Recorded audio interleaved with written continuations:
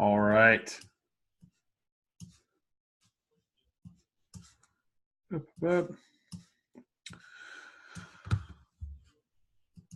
Let's go over a little review of scope. It's kind of the last thing we talked about on Friday, or on Monday, excuse me, not on Friday. But we're going to talk about scope a little bit more. Who can name our 3 variable keywords? Var, let, const. Var, let, const. Boom. Var, let, const. Which of these keywords is kind of the most restrictive, has the most rules on it? Const, totally. Which one of these keywords is not block level scope? I saw a car in there. Var, exactly. And let and const are block level scope. Cool. And so block level scope we know. In a block,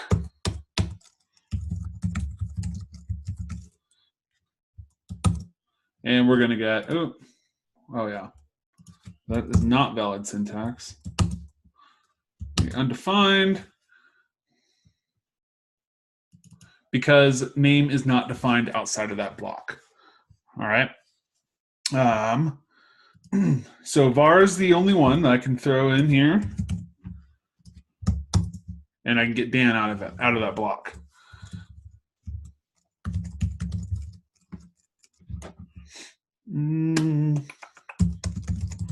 Horrible function name. My bad. What is console log going to log in this case right now?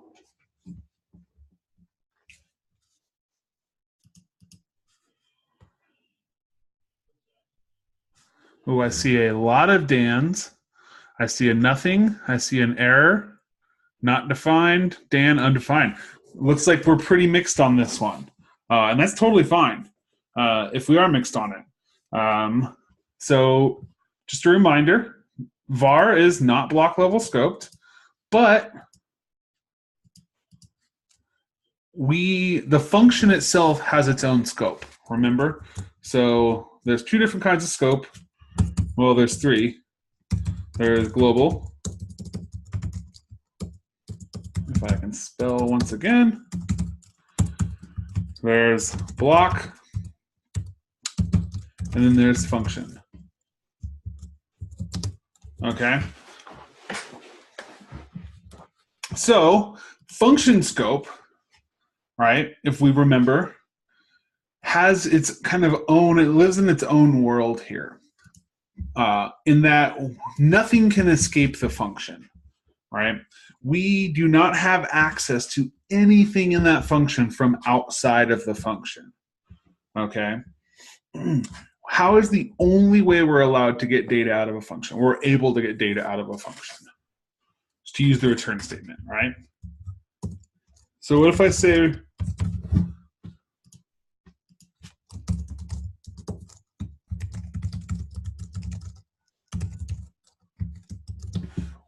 this?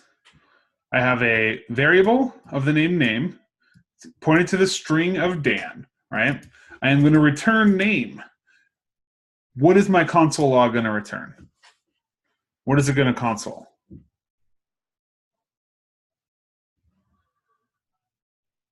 Wonderful. We're getting a lot of mixed answers here as well. So I have returned name. Let's run it. We're going to get outside of the func, and nothing's going to come up for name. It should come up undefined. But in a real console, it would come up undefined. All right? And so why is it that I still don't have access to name out of the function? Love to hear your thoughts on it, or see your thoughts. Why do I still not have access to that variable? Name is in the scope of the function. Because name is only defined within the function. Didn't assign it to a variable. Scope. Outside of the function. Outside of the scope. Love it. All of these are correct answers. Exactly. If I had attached And I'm gonna do a little const action in here, but I wanted to make sure you understood that let, const, and var all live within function scope, no matter what. Okay. So Michael, that's a great way to get it to go to say Dan. So what I'm doing here when I return name is I'm not returning that variable. I'm returning what that variable points to, and that's Dan, right? So if I do something like this, what's going to happen now?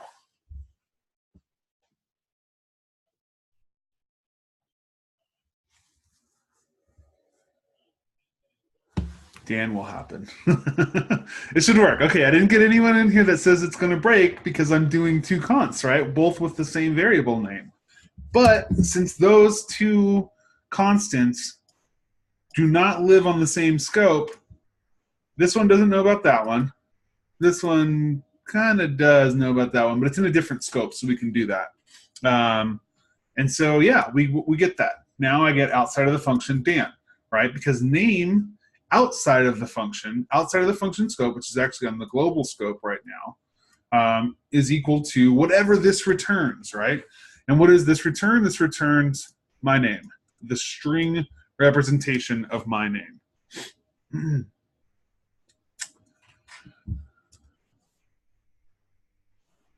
All right, just for you, aesthetically, outside of the func, Dan. Cool. So I want any questions right now about function scope and how this is working right now. If there's any questions or any doubts about what's going on right here, I'd love to answer them at this moment because we're going to take this deeper.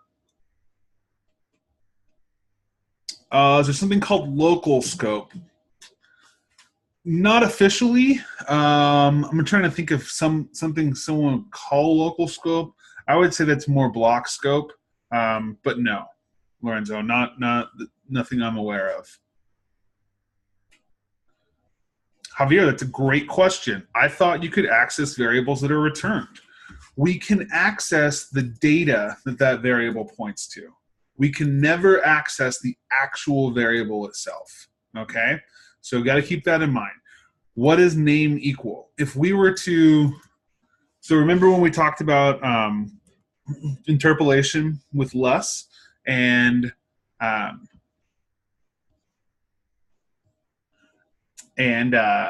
how less replaces the variable name with the actual data. So we can just assume it's doing this, right?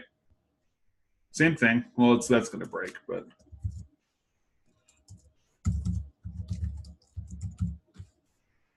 we still got it, right? We can just assume, and then if I put name here, that it's just put up unterminated string. Oh, there we go. And that's going to return something else, right? So we're not actually getting access to, and let me call this name one just to make it so it's not confusing. We're not getting access to this variable. We're getting access to what that variable is assigned to, okay? I want to make sure that everyone is clear on that. Let's see. Let's go through difference between block and function scope. That's a great question as well. So block scope is going to be our if statements, right? Or our for loops. Remember, this is a block here. That's what a block is in between these curly brackets. A block scope is not, I mean, I guess it could be an object, not an object, and not a function. Well, I guess it could be a function as well, but function has more restrictive scope on it, okay? So a block scope is anything in here. So if I say let name equal Dan, or let's say name 2,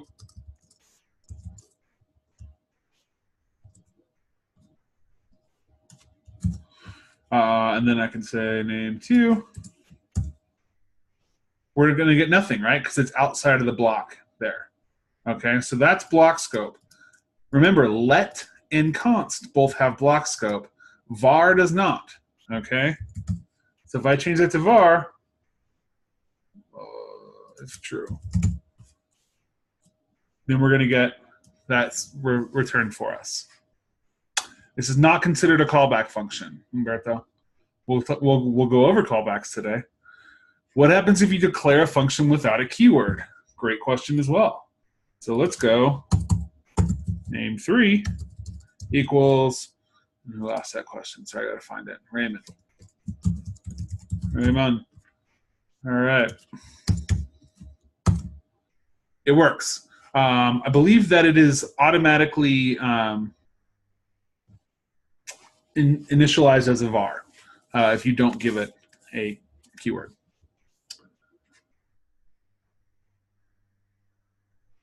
Julie, fantastic question. If var is not block scope, it's global scope, why can't it escape the curly braces of the function? Because the functions have a much more prohibitive scope than blocks do. And actually, up until 3 years ago, there was no such thing as block scope in JavaScript.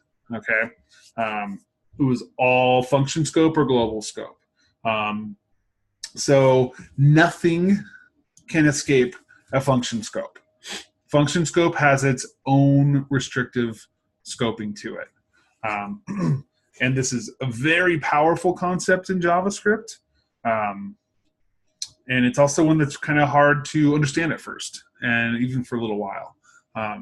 But just know that function scope is a black hole, essentially. It is like it's no man's land. It's only available to functions, right? There's like nothing that can crack into that function and get the scope out, other than the return, and only then it's just data. It's not the actual scope itself. Yep, two totally different things. You cannot let any, Stefan, to answer your question, you cannot get any data, any scope outside of a function unless you return, and that's only the data that's being returned. That's only that string or that number, Boolean, object, whatever. Michael, that is, nothing can escape a function, right? But vars can escape block.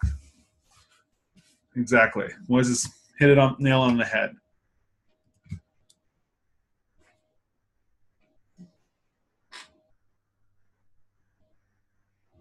What's a practical example of why you would want access to a variable and not its value? It's a little more advanced in the scope of this subject, but variables are references to places in memory, right? And so you can return that place in memory, but you can't return that reference. I'll just say that. Robert, I've been working with JavaScript so long that I don't know a practical example of why you would want to access that reference because it's just not accessible to me in my brain right now. But that being said, we can still get the data out of there. We just can't access that variable reference. If you go into other languages with real pointers and references, which you will, with C in your computer science portion, then you'll understand that a little bit better.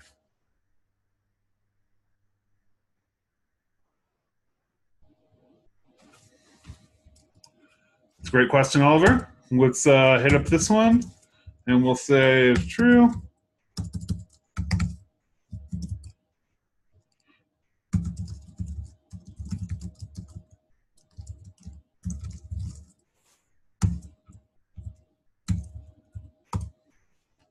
So let's go.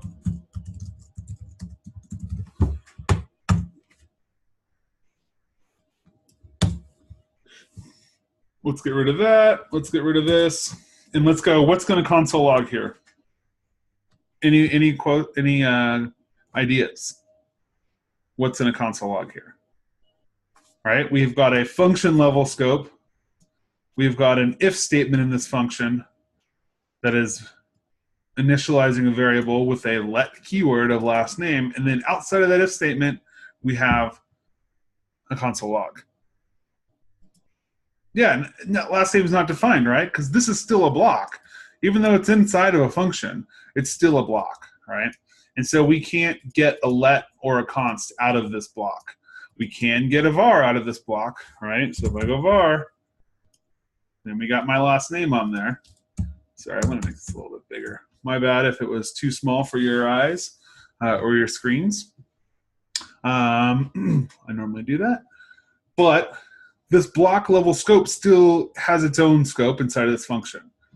That's a really good segue into what we're going to talk about right now. Before we talk about that, let's talk about this real quick.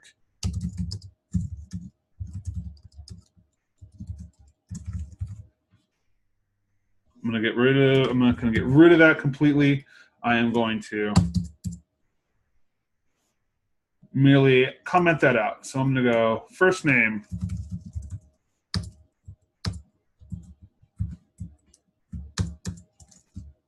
then we're going to return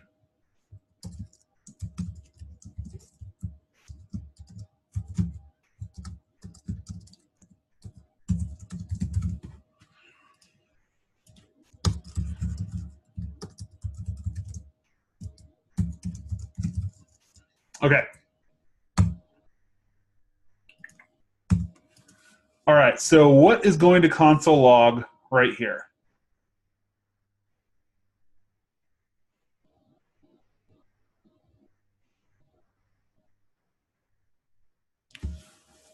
A lot of you are saying my full name. Someone is saying name's not defined. Nothing. Dan Frainer, full name. Nothing. Beautiful. I love it. I love the fact that we're all kind of really just throwing it out there, what we really think. And we're kind of mixed on it still, right? So let's run it. Looks like my full name was console log. It was returned from my function. Now let's talk about this, right? It's kind of still a review of function scope. We have scope. So if I said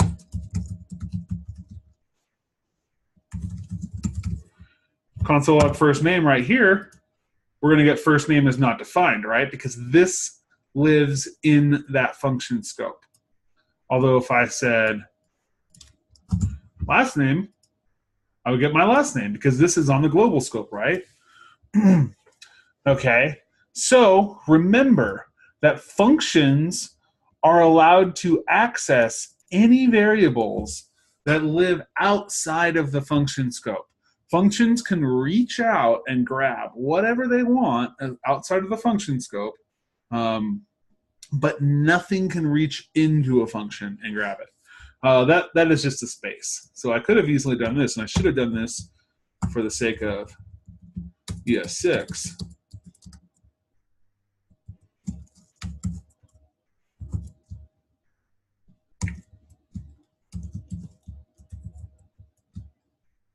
Same thing.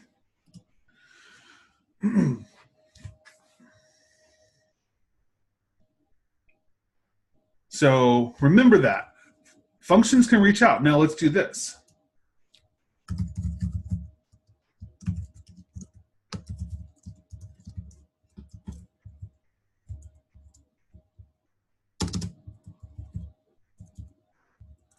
Now what do you think is going to happen?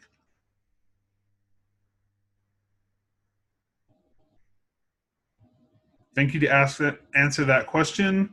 There is no string interpolation in ES5. Oh, okay, we're going to call this last name func because it just printed out the actual function. Last name is not defined, right? Why can't this my function go out and grab that function there? Didn't call it? I can call it, sure.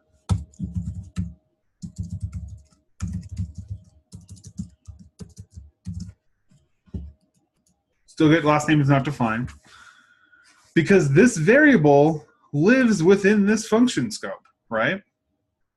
Even though this function is outside of it, this variable lives within this scope.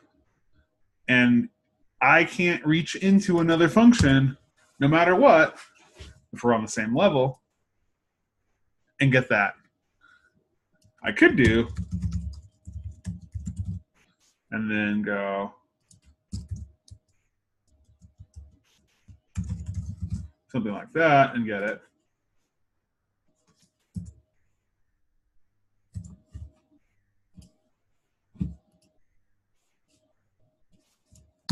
But that's kind of also outside of the scope of this lecture.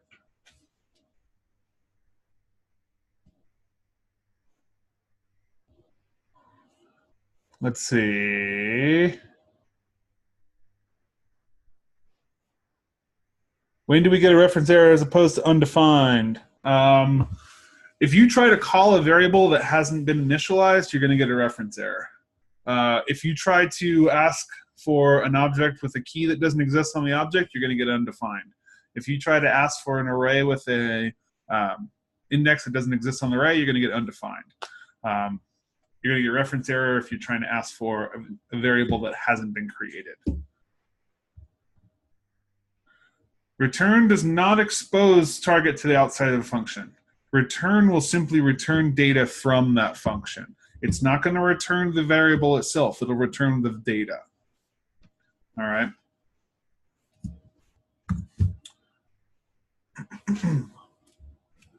All right. Let's move on.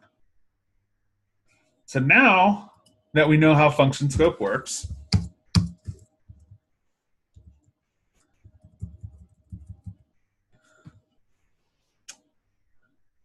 let's see.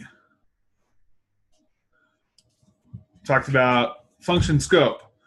Function scope is private to this function, right? It's private to this function. We can't get first name out of it. First name is not defined, right? Functions can reach out and get variables. Functions, that's not the right way to put it. I wanted to say share. Functions also have access to scope outside of the function, okay? So global scope in this case. So going back to this,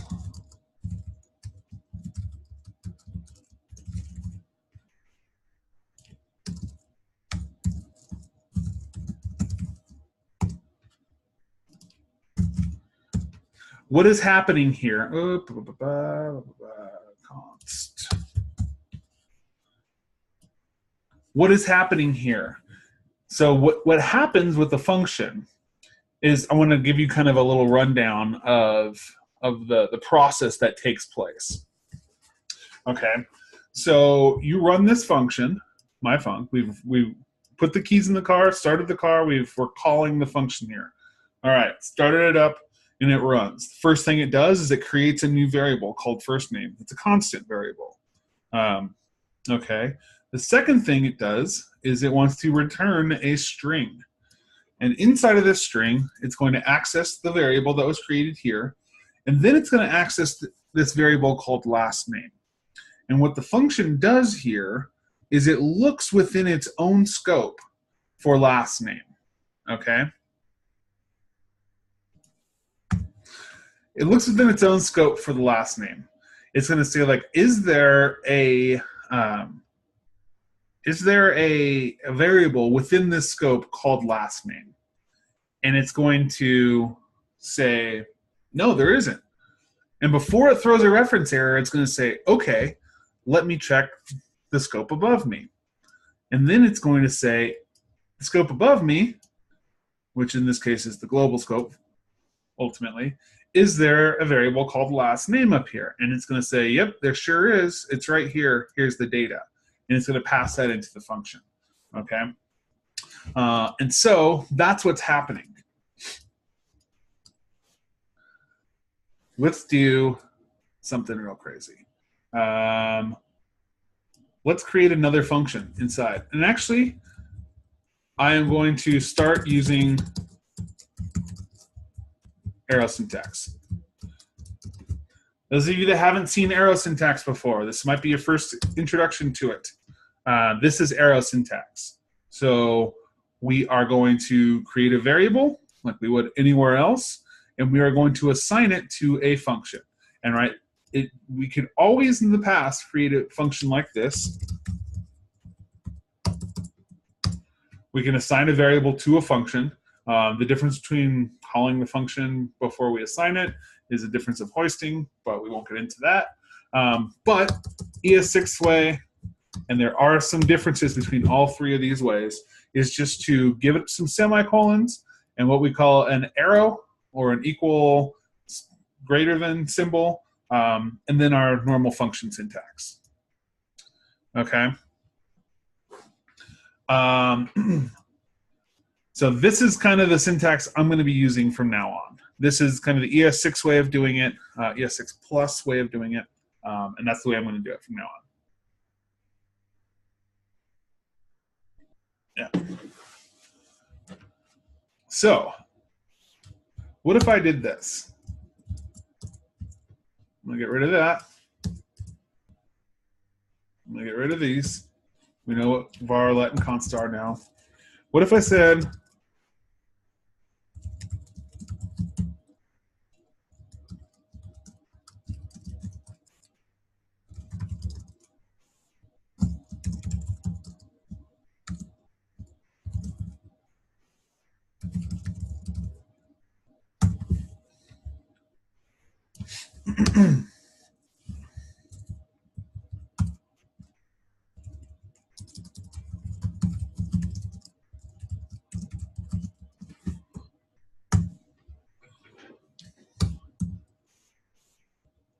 make sure I've got all my semicolons for everyone on here. All right. So what is going to console log when I call this?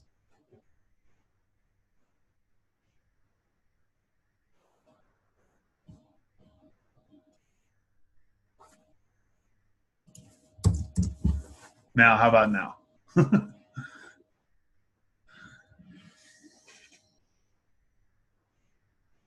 We've got hello, we've got hello Dan, we've got undefined, we've got reference error. Awesome. We got hola Dan. If we were writing an interpreter, it would say hola Dan. But let's run it. We have hello Dan, right? This is function scope, right? And this is its own function scope. How are we able to access variables within another function scope?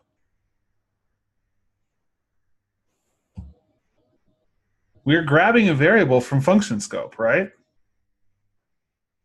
That's kind of crazy. That's like anti what we've been thinking this entire time.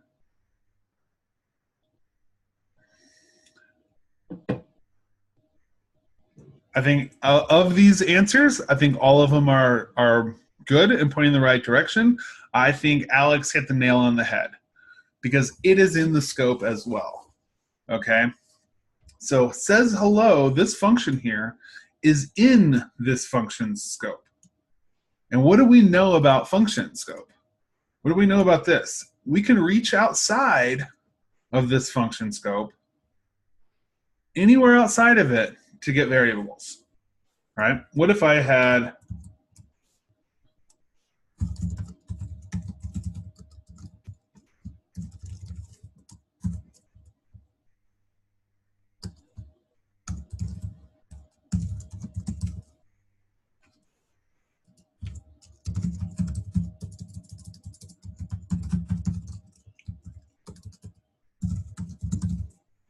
this? What would be, let's just do says hello.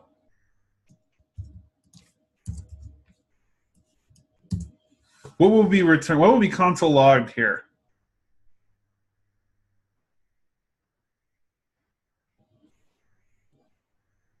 Julie, great question. And that's what we're going to answer right here. Julie says functions can reach outside, but could a function reach within to the const in its child function? We got a lot of undefined, error, reference error, hello, function, undefined. We're going to get a reference error. And that's a great question, Julie. And that's because, what are we doing here? We're essentially trying to reach into this function scope and get that variable out of it, okay? Is what we're doing. And we know that we can't reach into the function scope of any function to get the variable out of it. We can reach out, right? And I mean, we can go deep with this. We can create functions within functions within functions, okay? And this is what's called a closure. So Venki had it before. This is called a closure, right? In that, and I'll go deeper into it in a little bit. But what's happening here is we've closed off this scope to the greater global scope, right? We've closed off this scope to all other scopes above it, but we still have access to this name here. Okay. So what if I do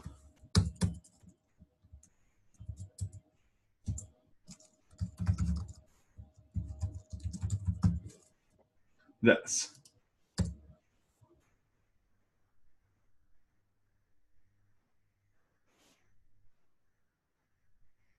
What would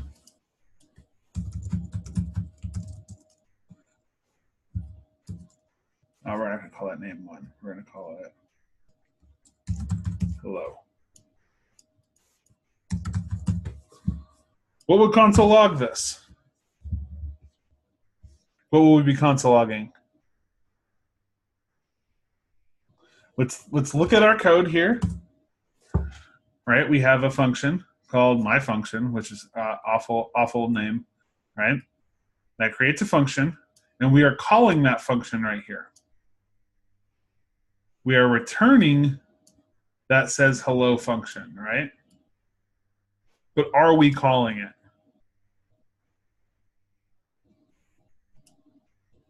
We're going to get function. So now hello is equal to this function. Okay, so we have escaped that whole function outside of our scope. We have not escaped the variable says hello, right? We can still not console.log says hello. That's not possible. Says hello is not defined, right? But we have gotten all of the data out of here, out of this function, which is this other function. So we are returning a function from another function. Now it's starting to get a little bit trickier. Now what happens if I do this? Right? So let's kind of go over it and yep, hello Dan Frainer now. Let's go over this once again. It's returning says hello. And what does says hello equal? It says hello equals this whole function. This whole function is being returned here. So in essence, we're doing that, right? We are making hello equal to this entire function, okay? And then calling it. It's a little bit trickier than that, but that's what's happening, right? I want any questions on this right now? I can just do this actually.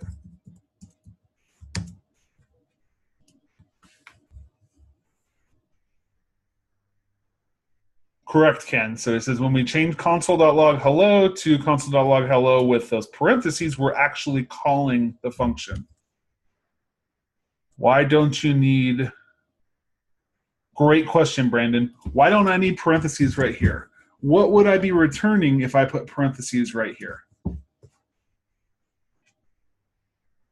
Oh, Eric, that's the question of the night right there. I'll come back to it. If I'm returning this, I'm returning whatever this returns, right? So that's going to be this string. But I don't want to return that string. I want to return the whole function. Okay? I want to return this entire function because maybe I want to use that function somewhere else at another time. And I don't want to return it right now. I want to use it somewhere else. I want to come back to Eric's question right here. I get it, but I don't understand how it keeps access to first name in the function scope. And that is essentially what this lecture is about tonight. And that's what's called closure. Okay? Because hello is not just this. Because then it wouldn't know what first name is. Right? Hello is this function which has access to these variables. And essentially we are breaking it out. We're breaking this out. I want to take a break, and then we're going to dive deep into closures. All right, so come on back at 50 after, and we're going to talk about closures deeper.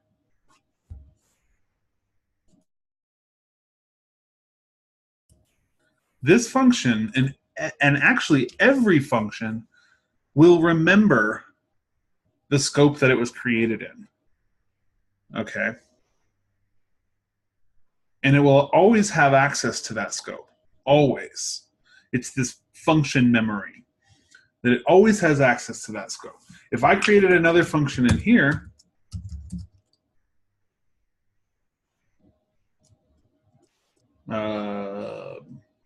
let's go.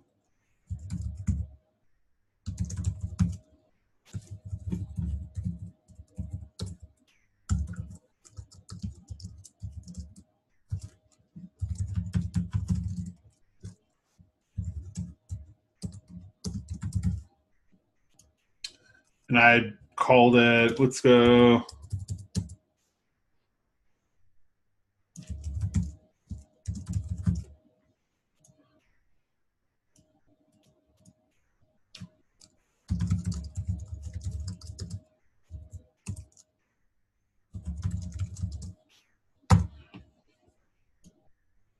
We're going to get that, right? So hello is now equal to this function, whatever this function returns, which is says hello, which is this function, and whatever it returns is going to be another, and it's going to remember that last name. It's going to remember that first name. It's going to have memory of the scope it was created in, okay?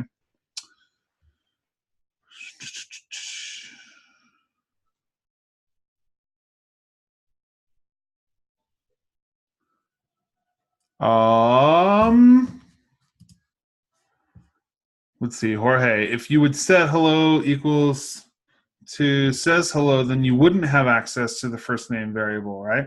I couldn't do that. Can I do that? Let's think about that for a minute. Can I do this? And let's get rid of this. I don't want to, for right now.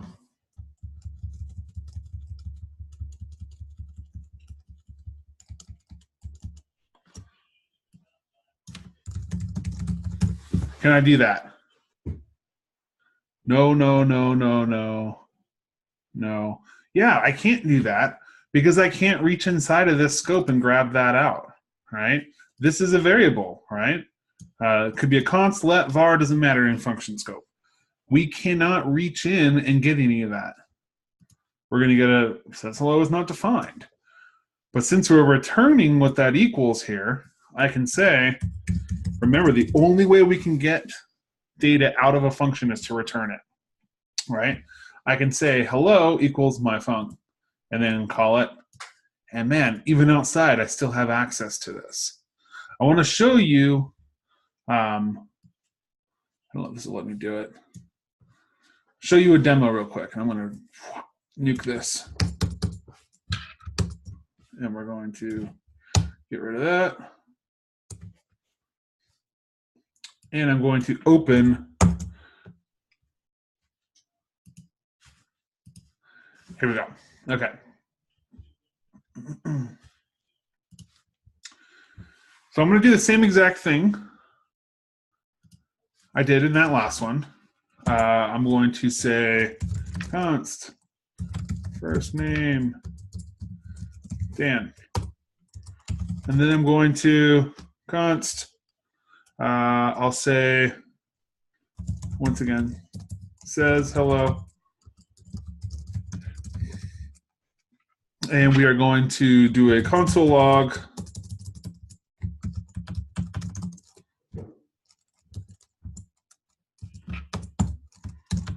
Hello. First name. All right, because we got that. We just did this. I'm the worst. My fingers move too fast behind my brain. Okay, so put all your. Oops. All right. So we know that. We need to return it as well, or we can just let's return it.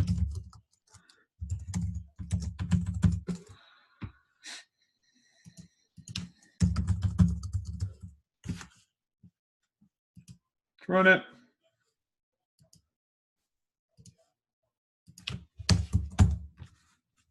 Let's run it again.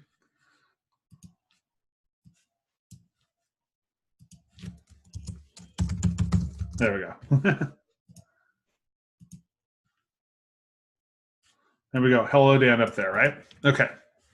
So we're calling hello. So we are creating a function, and I'm going to change this.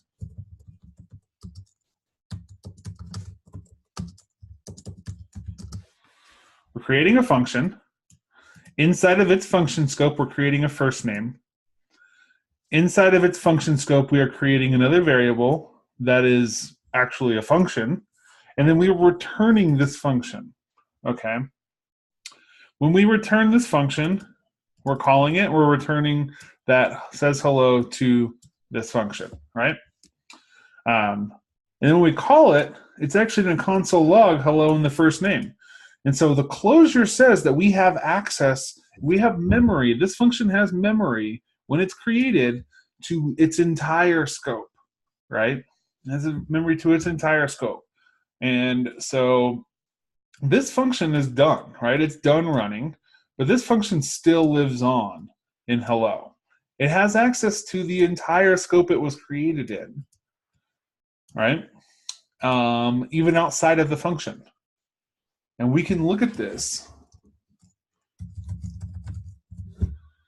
by adding a keyword called debugger. And debugger will work, doesn't work in Replit. That's why I showed it to you in CodePen, because Replit has its own debugging system. But debugger will work. It'll actually stop. It'll breakpoint, set a breakpoint. So we can go into sources, no performance, where's it at? It's gotta be sources. Let's check it out. Cool. All right. So debugger will actually let us open up our dev tools and look at what is the current state of this program, okay? So when I call hello, or when I set hello, it sets it to say name, right? So say name gets run.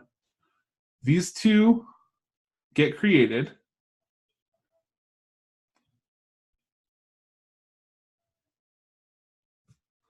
All right. And then it gets returned. When I call it again, undefined, there we go. You'll see that we're within this function here. It says hello is not defined. I don't know why it's saying that, but we can see, look at this. Closure, we have access to closure. Okay? We have access to the closure of the first name of Dan. This is outside, right? This is being called outside. We still have access to the first name of Dan. And let's continue on. Let's change that to Josh. Look at that. The closure. It has memory of what's outside here. Okay. Debugger between 17 and 18, sure.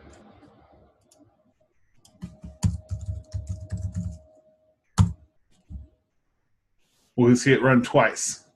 The first time it hits that, right? And so we have access to hello, which is a function, and we have an access to say name, which is a function. And a lot of global variables because that just exists in JavaScript. Okay, we're going to step over next function call. Boom, right there. Now we've stepped into this says hello.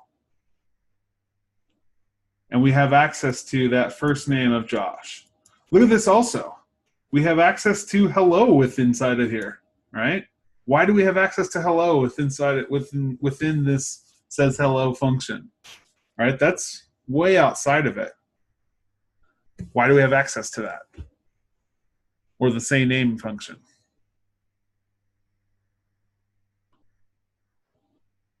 The say name function is global, yeah, and so is hello. They're outside of the scope, right? And those diagrams, those photos or pictures, those definitely aren't photos. Those pictures Moses posted are great. That really helps out. Okay. So yeah, we have access to the closure, and look, it specifically says the closure, right?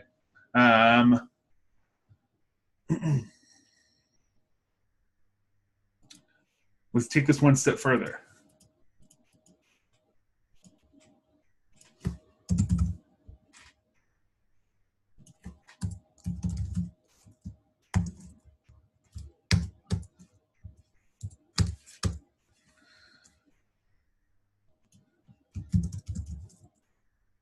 I'm going to pick first one I see, Venki. You got it. All right. I'm going to remove this debugger. I'm going to run it.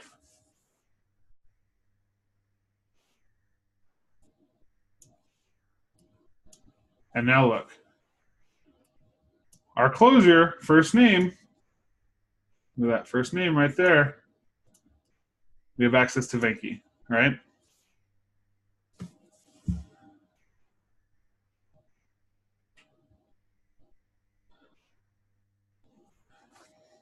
Is closure the ability of say name or it says hello? It's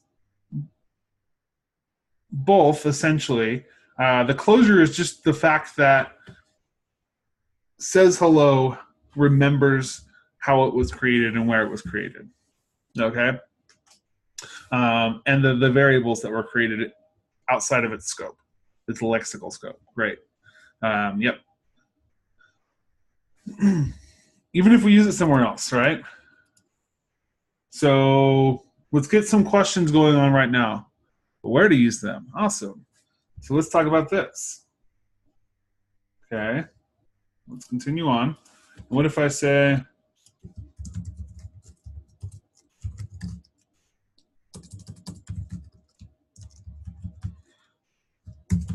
okay, you're next.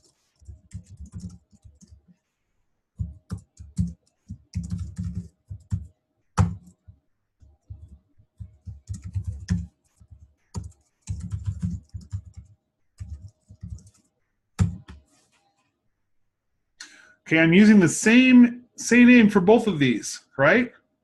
It's the same function for both of them. But our arguments and arguments have changed. In this first one, I'm putting Venki's name in there. On the second one, I'm putting Jorge's name in there. Then I'm calling them separately. This is the same exact function for both of these, except they have a different closure. Okay? Let's run it. First one, we're calling, we got Venki. Second one, we're calling, we've got Jorge. This says hello remembered what first name was in both of these cases. It remembered that, okay? And it can access that. Let's see. How many layers back can a function have access to variables? As many as exist, Robert. You can have functions nested 100 deep, and that 100th function has access to the variables in the very top function, okay?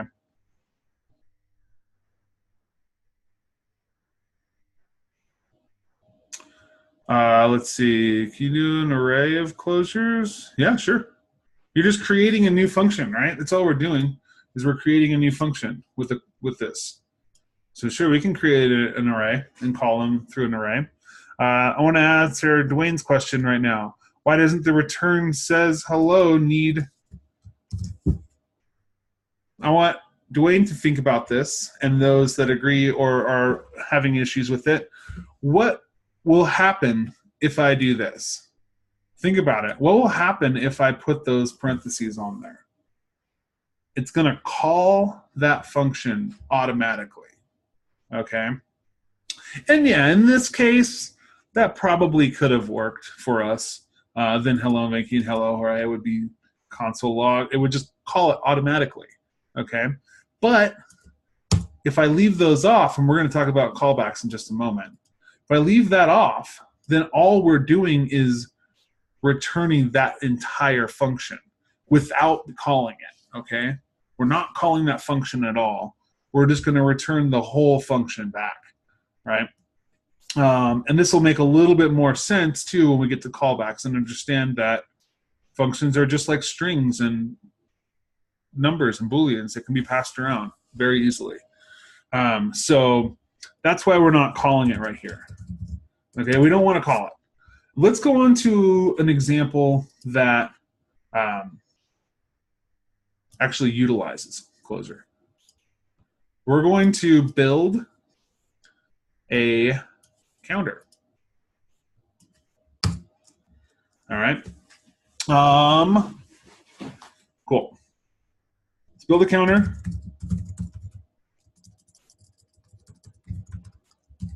And this may or may not be part of your assignment tonight and tomorrow.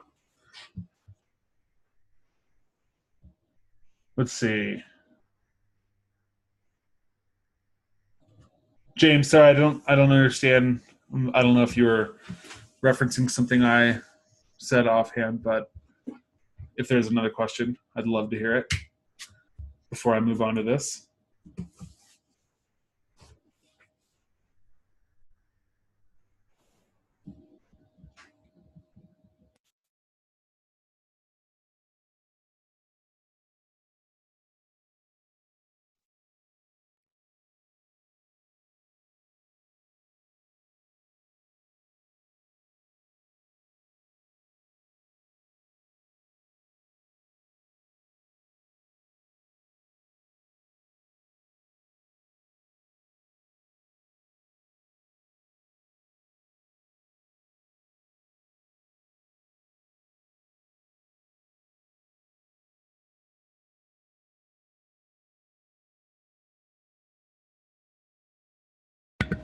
All right, sorry. I want to create a counter that always remembers this count. All right, and can do stuff with it. So this counter, and then let's go.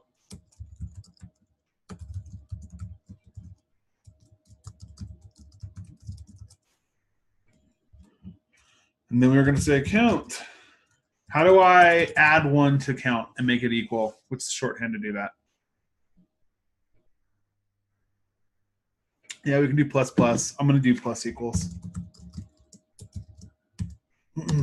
Plus plus, we can do plus plus, which is essentially what we're doing here.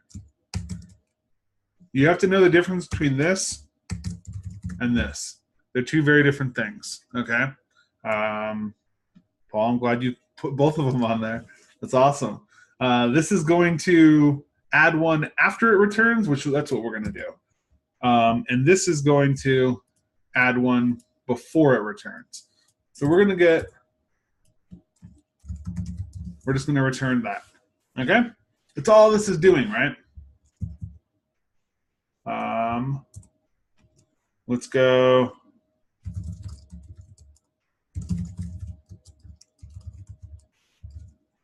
Oh, where have I messed up here?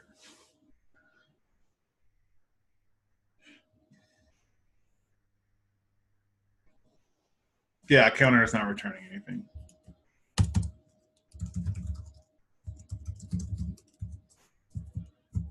Okay.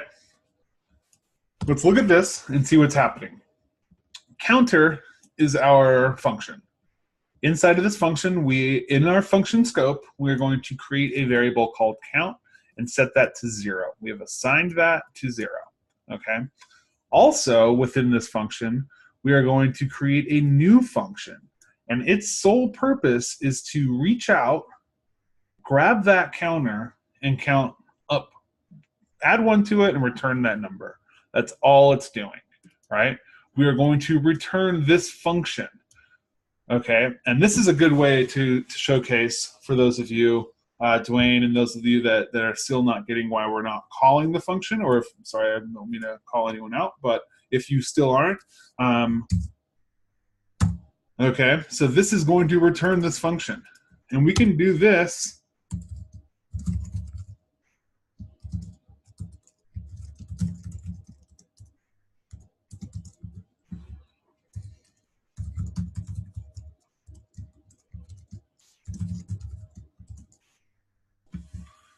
we're going to call this twice, and then we're going to console log. I knew I did. I felt bad about it. Okay. What do you think is going to console log here? 3. Okay, so that's what was happening here. Watch this. There we go. So 3. Okay, I want to just point out what happened there. Plus plus is going to add 1 after it returns. Okay? So if you do the variable and then plus plus, if you do plus plus and then the variable, it's going to add 1 before it returns. So there we go. So 3. Look at that. So new counter, this is kind of crazy to think about right now. Add 1 not only has access to this variable, but it can also manipulate that variable as well. And this is kind of a real use case, right? So now we're not only just accessing the variable, but we're actually changing what it is, which is pretty crazy. Because I wasn't console logging it right here. I'm just returning it. I could console log it, which might make it a little bit more readable as well. There we go. Return doesn't print out. Console log will. Return only prints it out if it's the last item on Replit, then it'll put it right here. But don't expect that to happen. Return doesn't print anything out normally, just on Replit. All right, so look at that. We've not only accessed that variable, but we've also changed it. And now let's do this.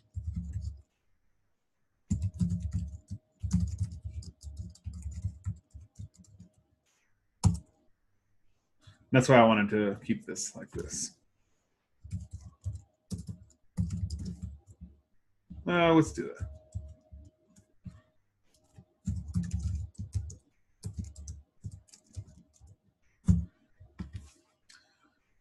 What do you think is going to print out now? This is pretty crazy. So these ones are going to print 1, 2, 3, like we saw. What do you think this one's going to print?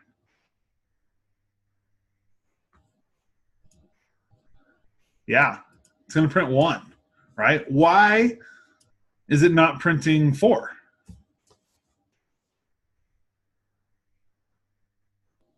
Why isn't it printing 4?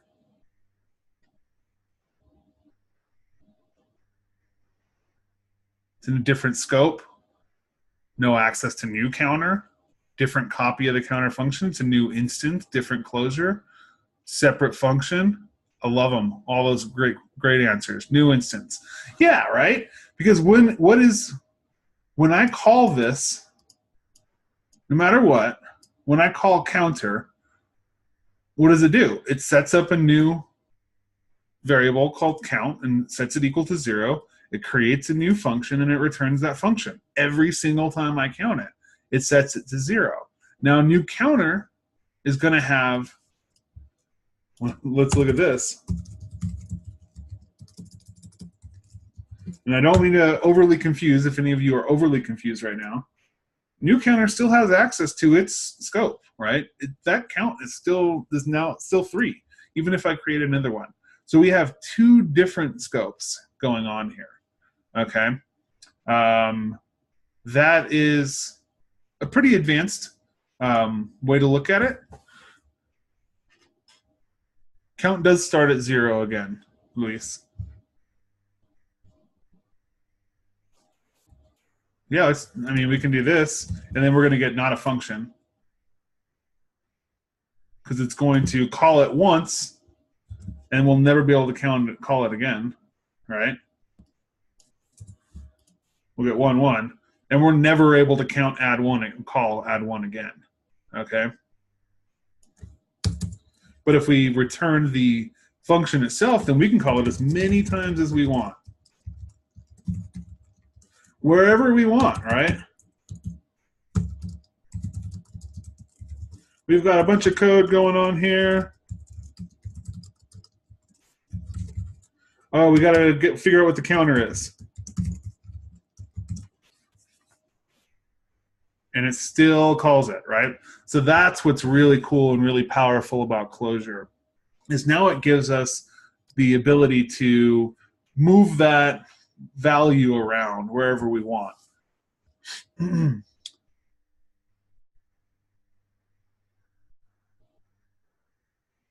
Michael, that's a great question. I don't understand why new counter doesn't reset the count variable each time it's called.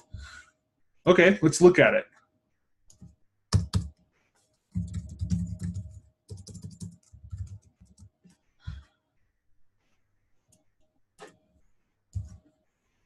I'm going to move it into here.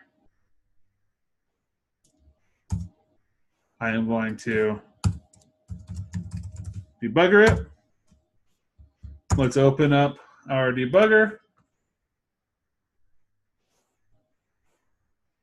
And let's see what happens. First time we run it, add 1 is called, right? Well, add new counter is called, which is equal to add 1. And our Clojure count is equal to 0. Okay? That's what we expect, right? Next time we come through, we have added 1 to the count variable, and add 1 isn't creating a new count variable each time. It only has access to the scope, right? And now we can see that count equals 1. It's not creating a new count variable each time. There's nothing in add 1 that's creating anything, okay? But now it's 1, 2, and then it should stop at 2. All right? So this add 1 isn't creating a new variable. It only has access to that variable. Cool.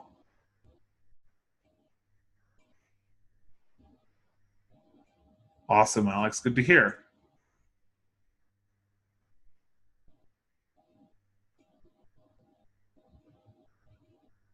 Once add 1 is returned, counter doesn't exist anymore. That's the crazy thing about it. Counter exits the memory, but add 1 still has the memory of that scope.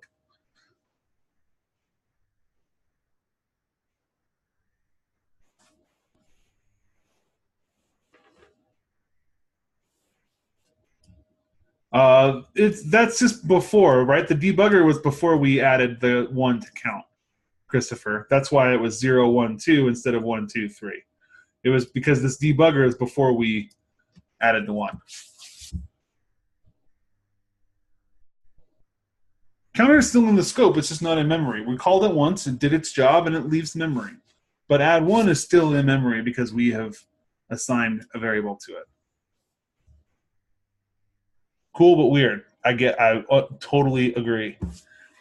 And like I said, you don't have to have this stuff totally locked down and memorized right now, but it's important to understand that it exists.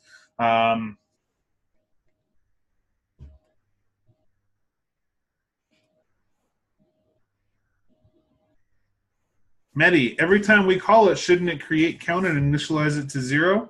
Nope, we have initialized counter right here. We have called counter. It does its thing. It creates that variable. It creates a function. It returns that function, and then it is gone. And now new counter is only assigned to this function. Okay, so each time we call it, we're only calling add 1. Only calling add 1. Each time.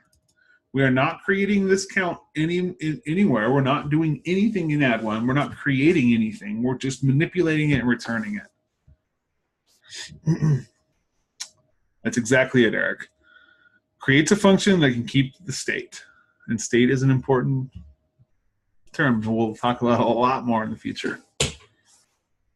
Correct.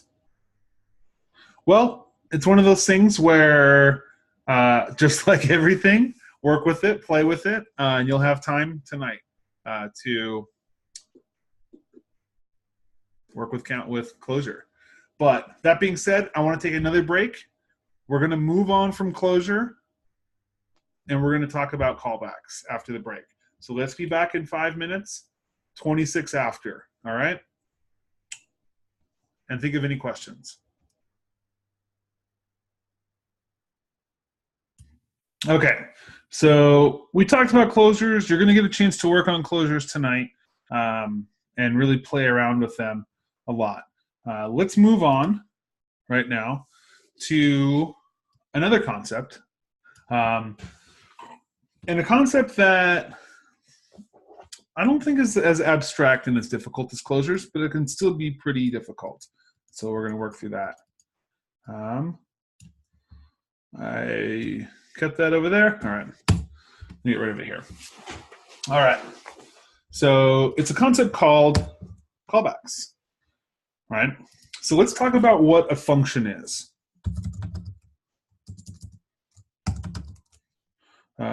Let's go. Says name.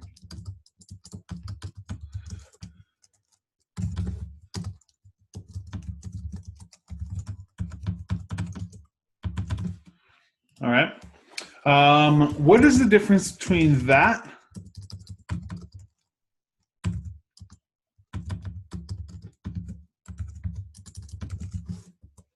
What's the difference between these two things here? Between this and this? Oh.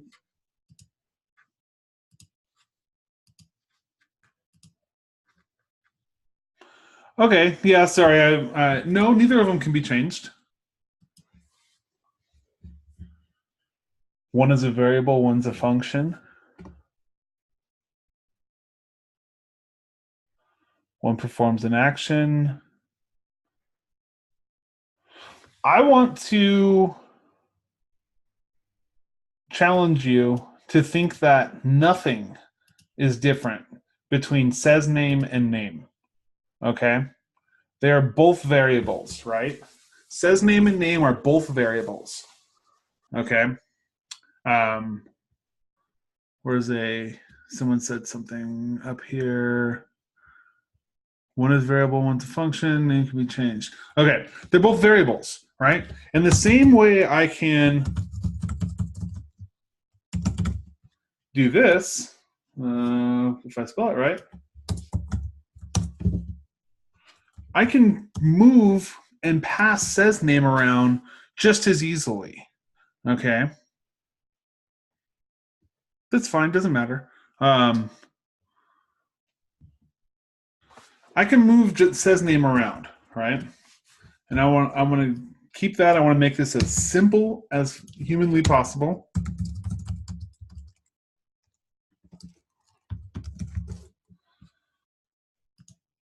And let's just return that. Okay. And just like I passed name into this console log, if I passed says name and then called it, I can pass both of these around the exact same, right? And I just want to show you that functions are just another data type. And assigning a variable to a function is the same as assigning a variable to a Boolean or a number or an object or an array. And we can pass those around. just like we would any other data type. Okay. Cool. Now let's do this once again.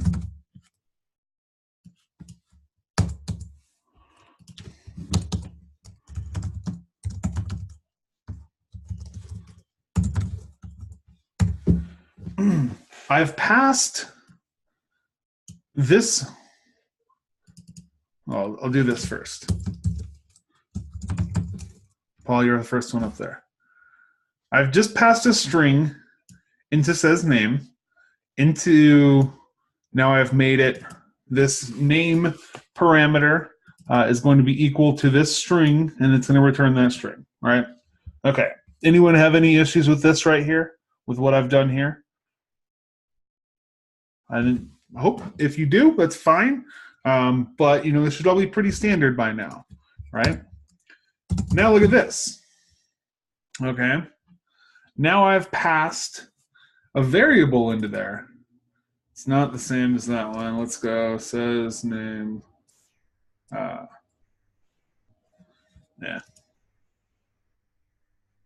Let's call that first name again. I don't want there to be any confusion. Okay, so I've just passed a variable into this function. What is this variable pointing to? Dan, right? It's essentially just passing that string into the function, right? All good. Okay. Everyone on the same page. Anyone have any questions about this?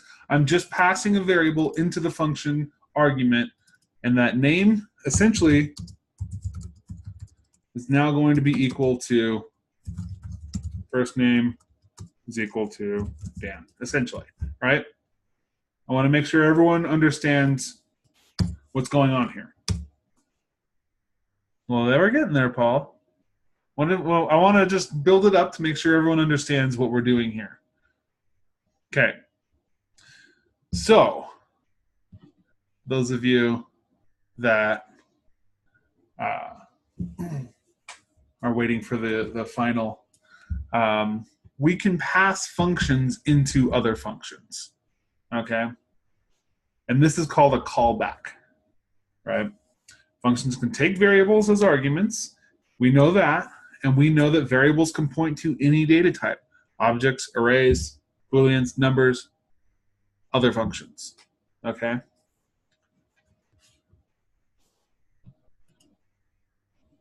So, let me write another function out.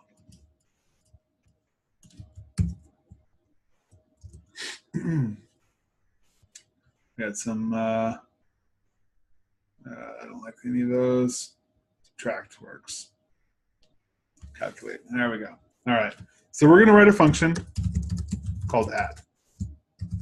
And add is going to take two numbers, right? We can call these, we can name these better, num1, num2.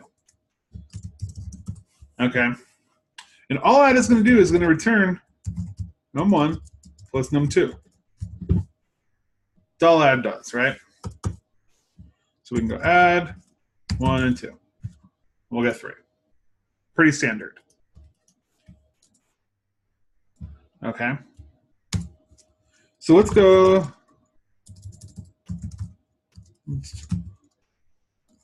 multiply. And we're going to have a num1 and a num2. And all it's going to do is, you guessed it, multiply the two numbers. All right. So we're slowly building up all of our really basic arithmetic math functions here. And I can add a subtract and a divide and whatever else we want to do. All right. So what if I have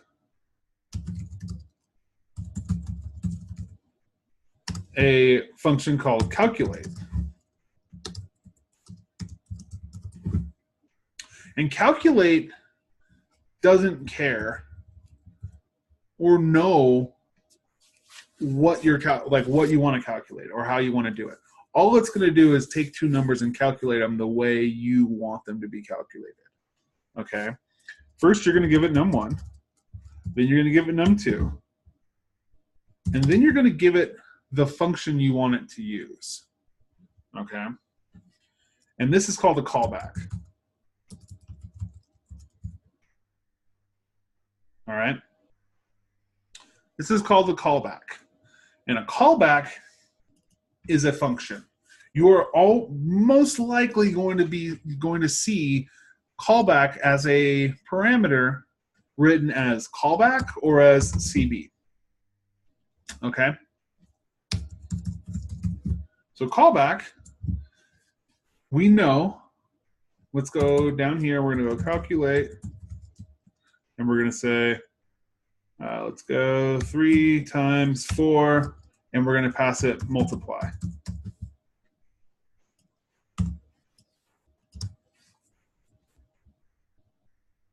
Okay, so we see that 3 is number 1, 2 is number 4, or sorry, number 1 is 3, number 2 is 4, callback equals multiply. Okay?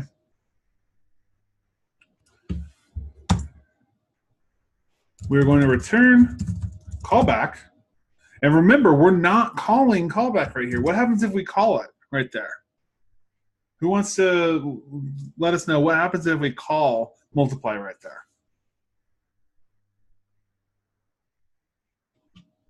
It's going to return. We're probably going to get like, so not a number because it's no number 1 and 2 are both undefined. So an undefined times undefined is not a number, etc. It's not going to work, right? But if we pass it in, just like we pass any old variable, let's do this.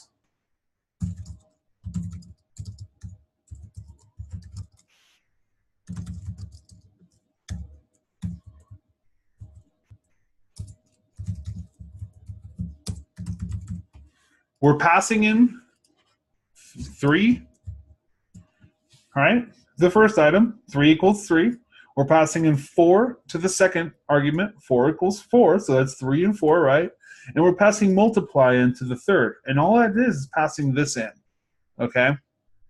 It's passing this whole function into there. So now essentially, just like in our first, right? Remember in says name, when we pass the name in, and then we realize that name now equals Dan. Now, callback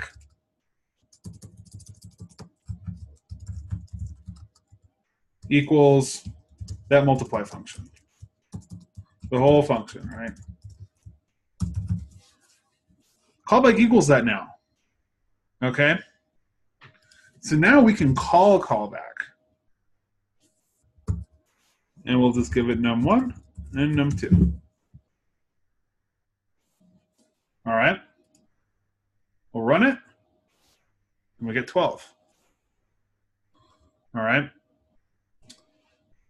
This is called a callback, and we pass the entire function in.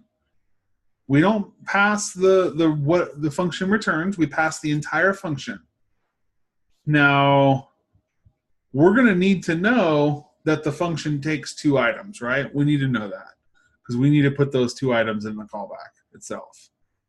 Okay? So we do need to know that it takes 2 items.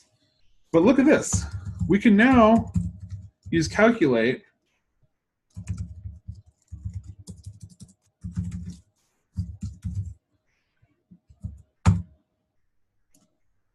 with any callback we want. 3, 4, add is going to add them together and give us 7. All right. Are there any questions right now? I know that there's a lot of gears spinning in your guys' heads. I want to hear some questions.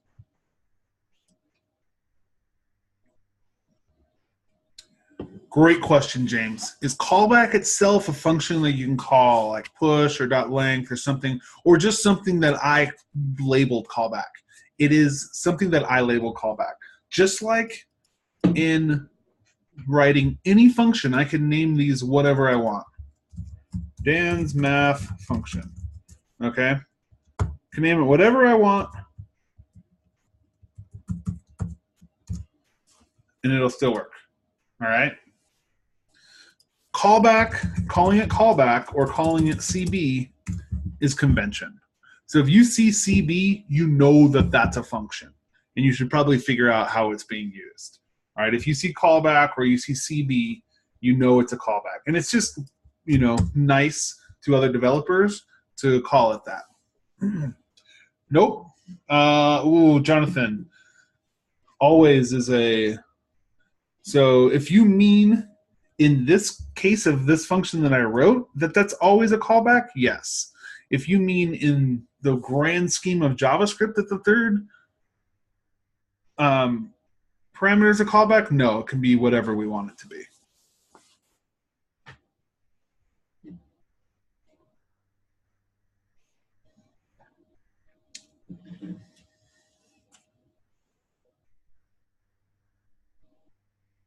Let's see. Jorge, if inside of calculate you wouldn't have used the arguments when returning the callback, this wouldn't work? No, I mean, it'll give us probably not a number, or this is going to give us, I believe, undefined, or not a number. Yeah.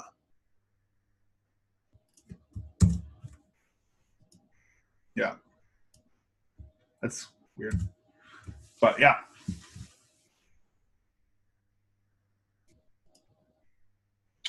Let's see. Does add and multiply have to be declared before calculate? No. Add and multiply need to be declared before I call it here, right? But it doesn't need to be declared before calculate. So no. And in fact, well, we're going to answer more questions first. We can give it 10 numbers if we want.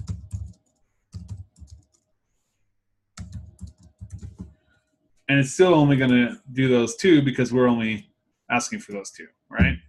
So, I mean, know what your callback takes, what your parameters of your callback are.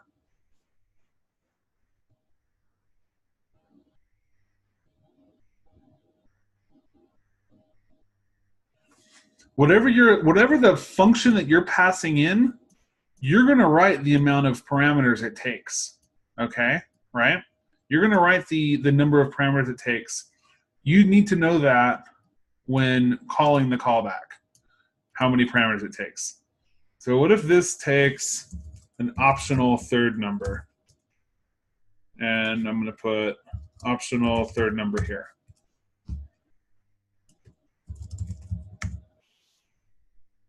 I'm not going to do that. It's too advanced.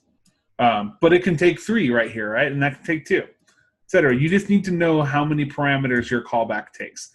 And usually your callback is going to be, if you might have 10 different callbacks you use for this calculate function, and they're all going to be very, very similarly set up. Okay?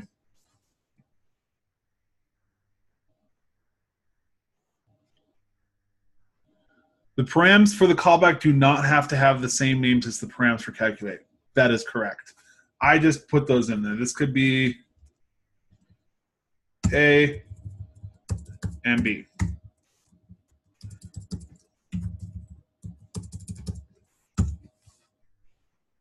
Okay?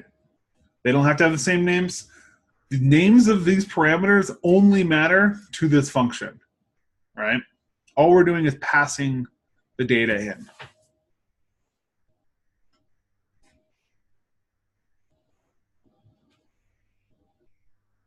We could do multiple callbacks as well as other variables. Yeah, you can do as many callbacks as you want. That things will get a little confusing, but yeah, you can do that.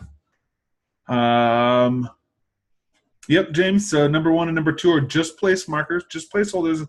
Essentially, we're creating variables for our function, right? That's all we're doing with the parameters.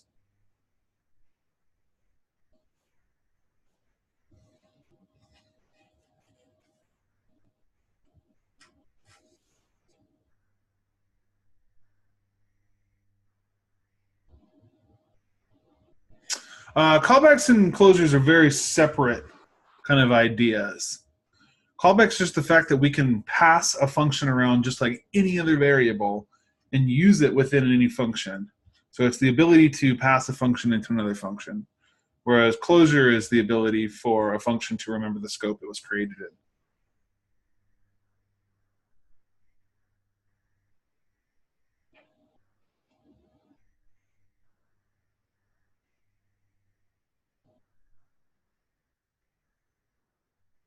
Well, okay, I'm not quite following you, Robert, on that one.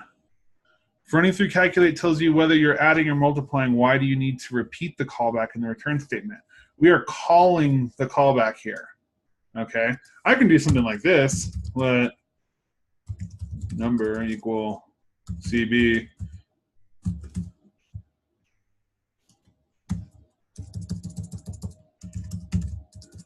And this is more likely what you're going to do anyways.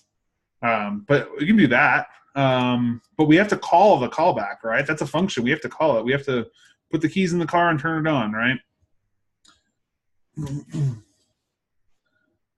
Well, Stefan, I'm glad you asked. I really am. Let me see if we got any more questions. One of the reasons we use callbacks to break down the code into smaller, more manageable pieces, yes. To extend functionality of functions would be another reason.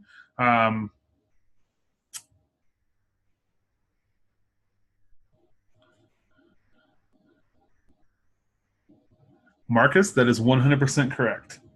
So what a regular calculator is doing. Those buttons on the calculator are just callbacks, and you're passing parameters into those callbacks. That's all it's doing. And then it's returning whatever that callback returns. That's it. 100%. And don't worry, you're going to build your own calculator in a couple weeks, too. Here, not physical, but software calculator. You'll have a couple weeks to get to it, but you will. Stefan asked a really awesome question. What is a real-life scenario where callbacks are used? Okay. And the answer for that is array methods. All right. So we went over a couple of array methods yesterday. And I'm going to add this to this file.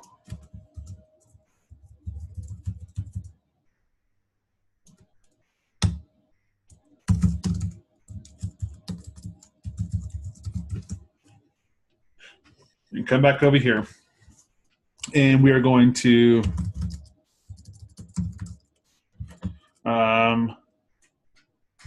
let's go nums.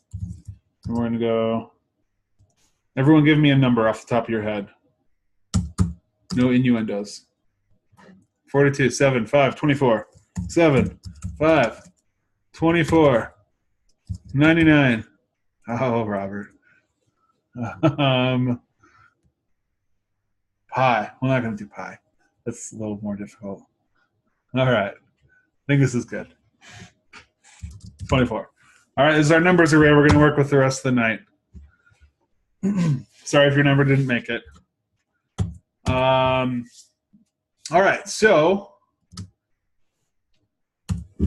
what can we do if we want to console log every single one of these numbers to the screen? Right? One at a time, we want to console log them. What's the first thing that would pop into your head? For loop, right? Yeah. So a for loop. Let I equal 0, I less than nums.length, I plus plus. Anyone have any issues with what I just wrote? Oh, we'll get there, Jorge. Right, we know we can use the I to access each item. Then we can just console log them. What the?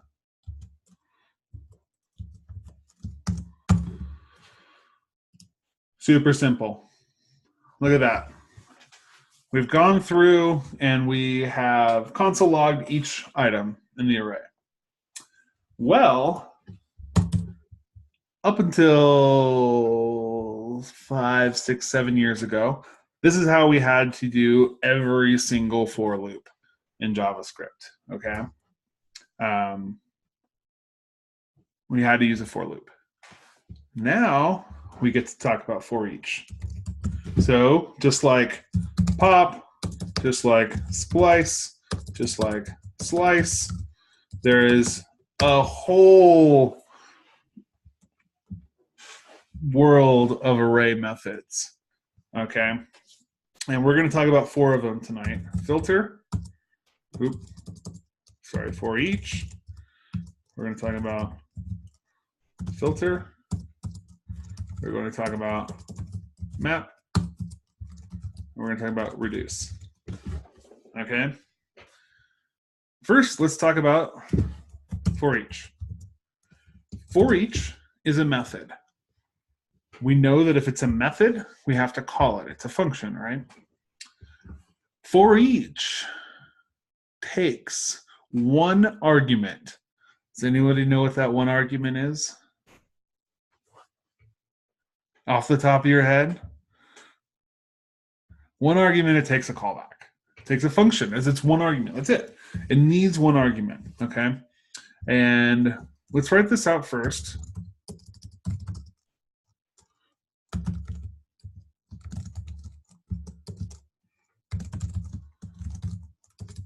We'll call it callback. All right. So remember before when we were talking about this and we said we need to know what the callback takes, right? We need to know what it takes, okay? Well, for each is always going to put 3 arguments into it, okay? It's going to first put the item. It's going to put the index of that item, and it's going to put the full array in there. Okay, so essentially under the hood, all for each is doing is running a loop over each item, and then instead of console logging it, it runs the callback on the item itself, the index, and the entire array. This is for each right here. I've written for each for you, okay? That's what it is. That's all it does behind the scenes. It's a loop that calls the callback and puts those 3 numbers in it, or 3 items in it, okay? I gotta do that because it's not gonna know what callback is. So now, let's do this. Console.log item. That's all I wanna do. And I'm gonna pass that whole, remember, this is nothing new to us. We know that we can pass functions around. We're just going to pass the function into it. Okay?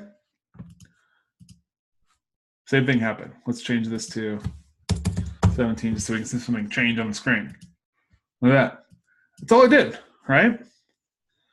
Most of the time, you're going to use for each like that, where it just passes the item into it.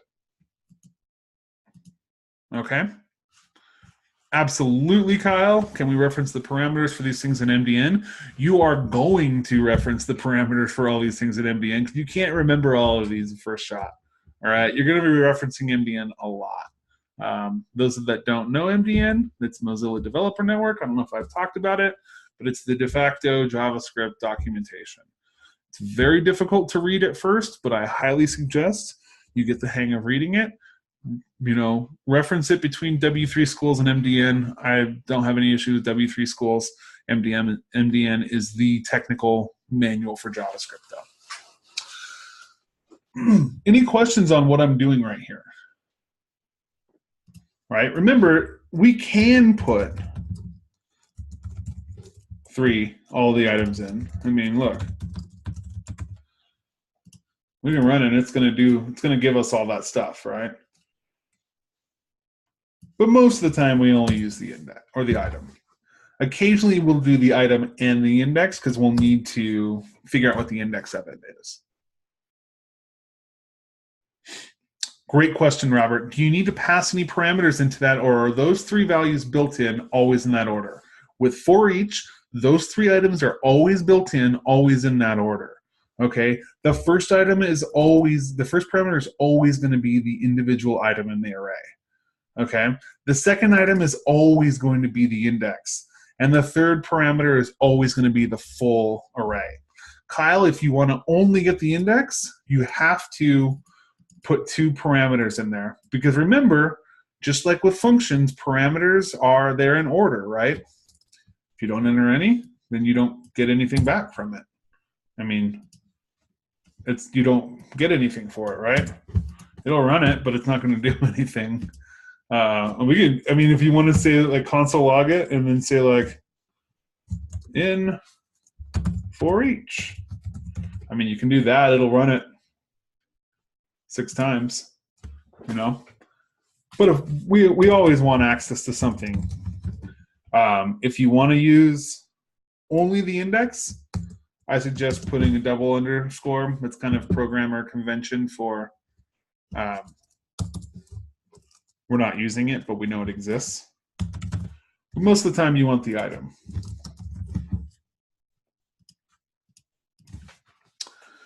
Can we write our own for each method? Sure, that's what we used to do back in the day.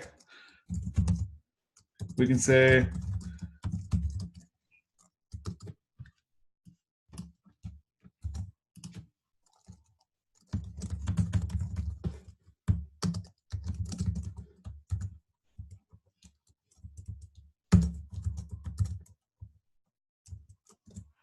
we need to do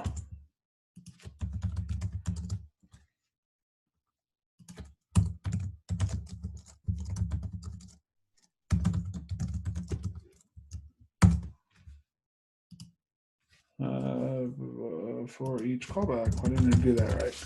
There we go. All right, same exact thing. Julie, great question. Yes. Every time we want to use for each, we have to write a callback function. The first parameter is going to be an item. Second parameter is going to be index. Third parameter is going to be an array. Like I said, you don't have to include the index and array in there if you're not going to use them. Okay, but we have to write a callback function each time we use for each. Callback is not a reserved keyword. Not at all. Remember, I could have called this anything I wanted to, but by convention, I'm going to call it callback or CB. Still works, okay? I just wrote for each. That's all for each is under the hood. Well, yep, that's all it is. This is it. You can write it yourself. Every single one of you can write for each, okay? And you might be doing that tonight or tomorrow. So, any other questions about this? I want to show you the real for each. Dot for each on any array. Great question, Levi. And we'll get into that with filter next. Okay. Yes, Javier, you can do that. It's called an anonymous function, and we'll do that next. All right, for each is pretty simple, right? It's just a for loop. That's all it is. We can do some weird, crazy things like plus 5 if we wanted to, or 6. And look, it's going to return the item plus 6. Let's talk about this now. What happens to the original array when I do item plus 6?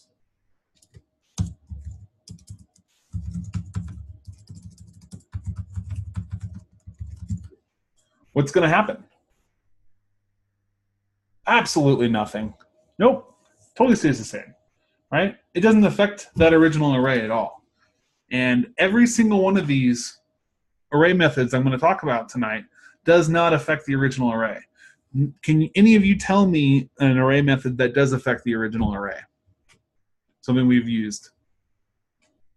Push, yep. Splice, sort, pop, push, splice. Right. Shift, unshift. Cool. Those all affect the original array. None of these do. All right? For each doesn't, map doesn't, filter doesn't, reduce does not. Okay?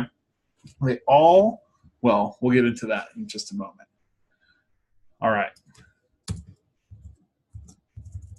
Any other questions about for each right now? Should be pretty, other than callback questions, we should be pretty good on it. Well, for each doesn't return anything. I'll just say that. For each does not return anything. So for each only calls a callback on each item in the array. Twist it, pop it. Got it. All right. Filter. Filter's a really cool array method. Filter allows us to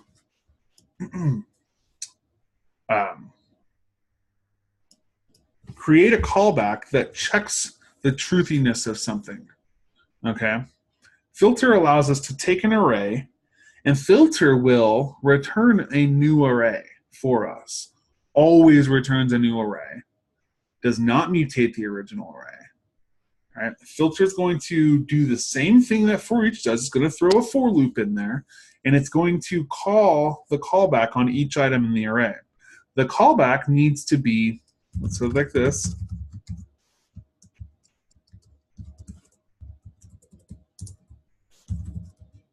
Callback's going to take the item, and it could take more than one item, but I've never used it with just the item, right? Just like our for each callback does, takes the item, and then we're going to, I know. Then we're going to say ask a question about that item, and we can ask whatever question we want about that item. Okay. How about with this? We ask if the number is equally divisible by 2. It means it's even, right? We're going to say if it's even, then say true. If it's false, say false. Or if it's not, if it's odd, say false. So let's do this. Let even equal item divided by 2 equals 0. All right? And we're going to return even. This is asking a question.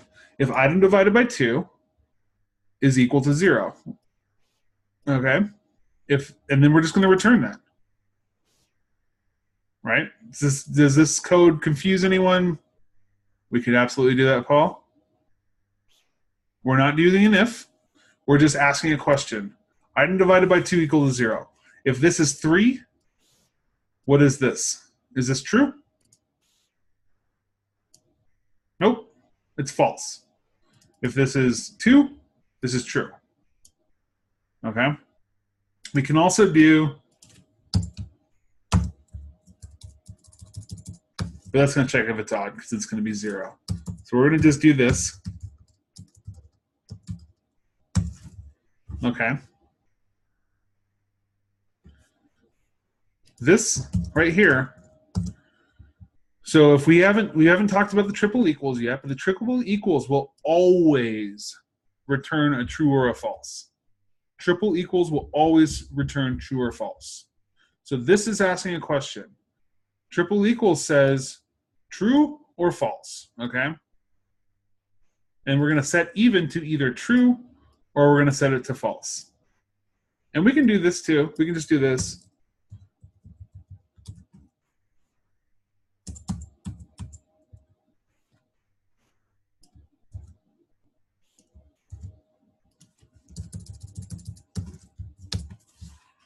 That's pretty simple.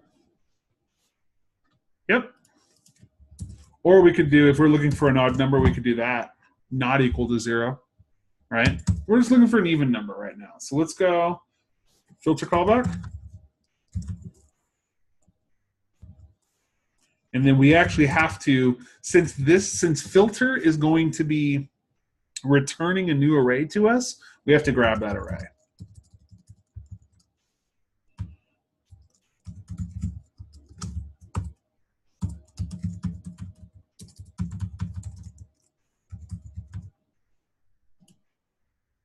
Oh, all right, we didn't get it. All right, let's figure it out. We don't have to do that. I mean, we could do this, but oh, yeah, you're right. There should be 1. Or never mind. There we go. Sorry. Yeah, I totally screwed up my math on it. Modulus. All right, so that's our modulus. Yep. So those of you that don't know the modulus, it's going to return the remainder. So the item 2 modulus 2 remainder is 0. Modulus 3 modulus 2 is remainder is 1, etc. Sorry, messed up my math. Okay, but the filter in callback is what we cared about, right? And now what if we do this? And we're going to change that to odds. There's all of our odds. So filter is actually going to run a for loop.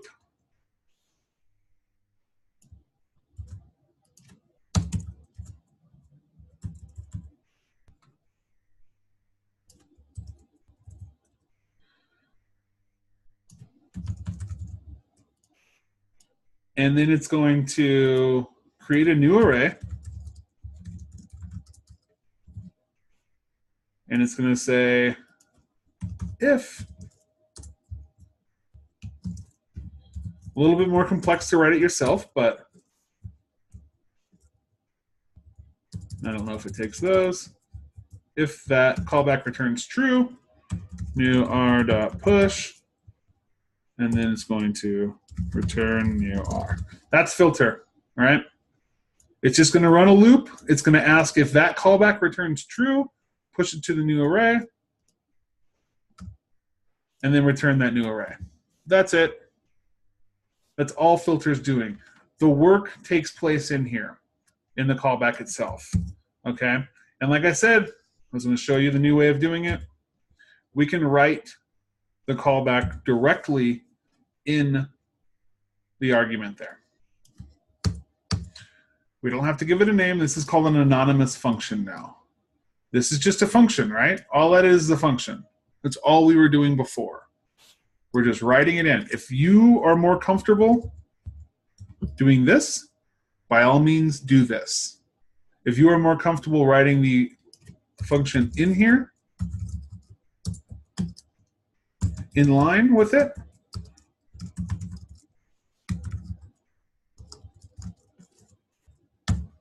go for it. Okay? Either one of those is fine. Any questions on filter right now?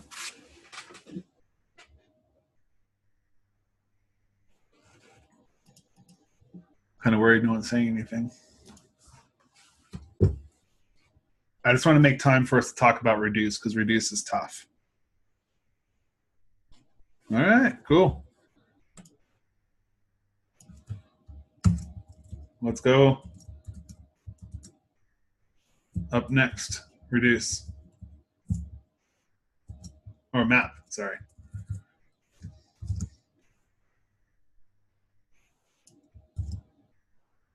Bring it down here.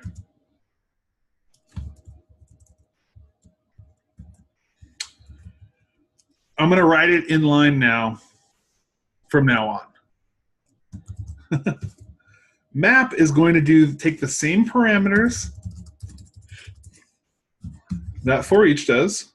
Map index or item index an array. Most of the time we are only going to use the item, but we know that it can take all three if we want.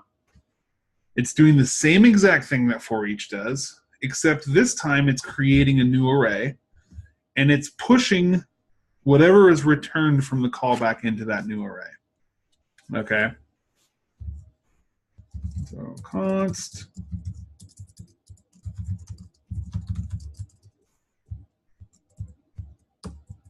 One of these days, my fingers will work. So now let's do, we have this callback, and we're going to go, we have to return item plus 1. That's all we're going to do.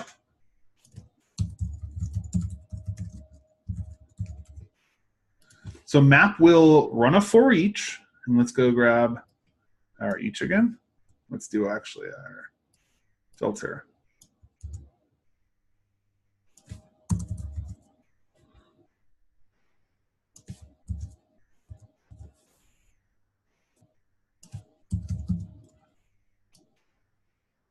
And it's instead of asking,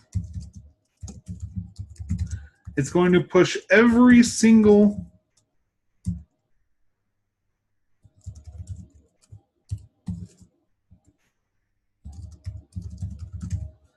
item into that new array. Whatever comes back from that callback, it's going to push in that new array. We've added 1 to each item in that array. Okay? That's all we've done.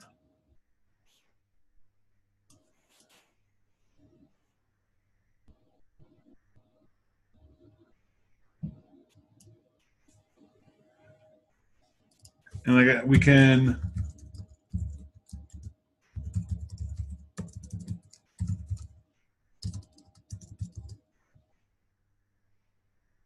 make this its own if we want, and then just put that in there again. Same thing. All right, great question. Luis, what separates for each and map? What does for each return?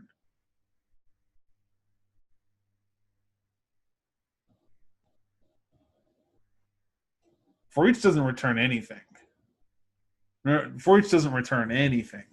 Right? For each just will run a function or a callback on each item in the array, and that's it. It's just a for loop. It's a glorified for loop is all for each is. Map actually returns a new array. Okay? So it's just like for each, except it actually returns a new array. It actually saves whatever's coming back from that callback and saves it to a new array. I think we're all just glorified for loops, right? Except we learn something new each day.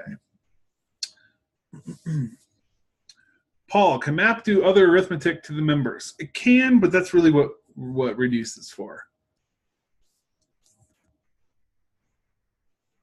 I can say the same thing about myself, James. Any questions on map right now? Map is just a for loop that returns a new array, right? Nope.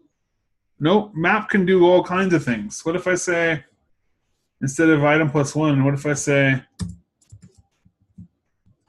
so I'm going to show you, I mean, array functions are pretty amazing.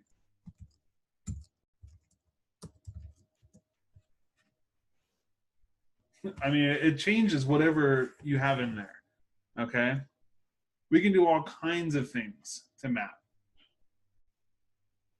And you're going to do all kinds of things with objects in map tonight or tomorrow, both. Default parameters for map are the same as they are for each: item, index, and array.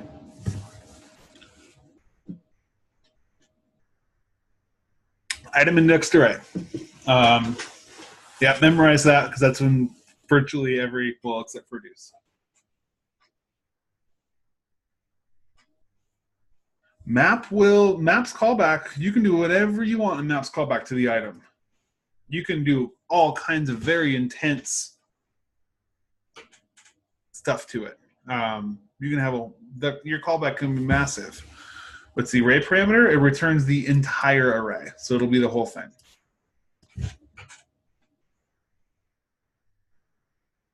Michael, you're on the right track, man. You can turn an array into an array of objects with the item and index and the full array. Totally, let's do that. Just for the heck of it.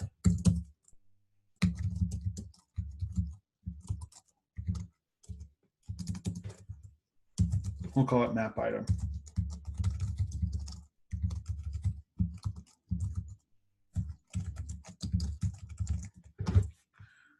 Look at this. I'm mapping over each item, and instead of returning the item in a certain way, I'm returning an object. Look at that. Intense, very useful, exactly. But intense is also intense, but it is very useful. You're going to be using map and reduce. Well, maybe not. You're going to use map more than probably any array method in this course.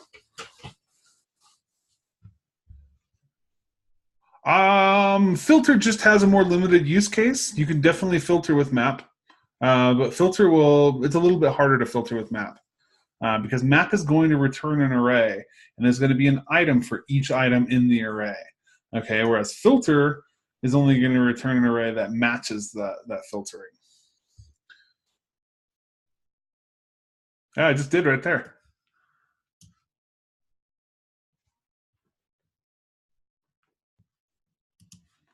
So this is using all 3 of the items, right?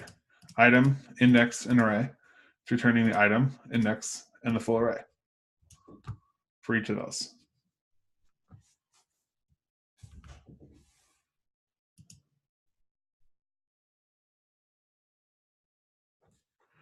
Julia, you have item and index kind of turned around a little bit.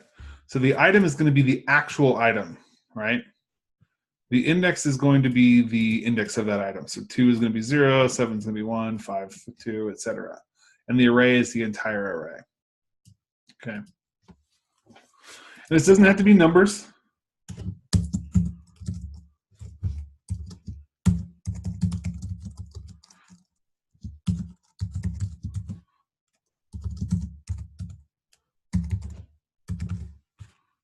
Right?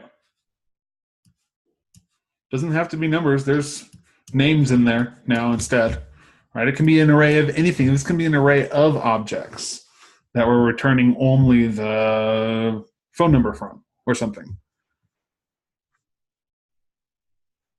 Well, Christopher, okay, we just said the same exact thing. Yes, you can turn an array of objects into an array of a specific item from each object. You can do a lot of stuff, which is what you're going to be doing tonight and tomorrow.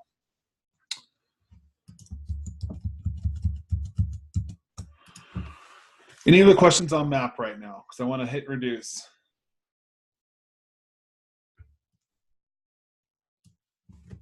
Reduce. All right, fair warning, reduce is tough. You're not going to get reduced the first time, okay? You might, but you're probably not. I did not get reduced the first time. It took me a lot of writing reduce over and over and over and using it a lot to really get it. But that being said, it is the most powerful array method. Reduce is so powerful and combined with map that's, I mean, those two methods are what most data sciences run off of.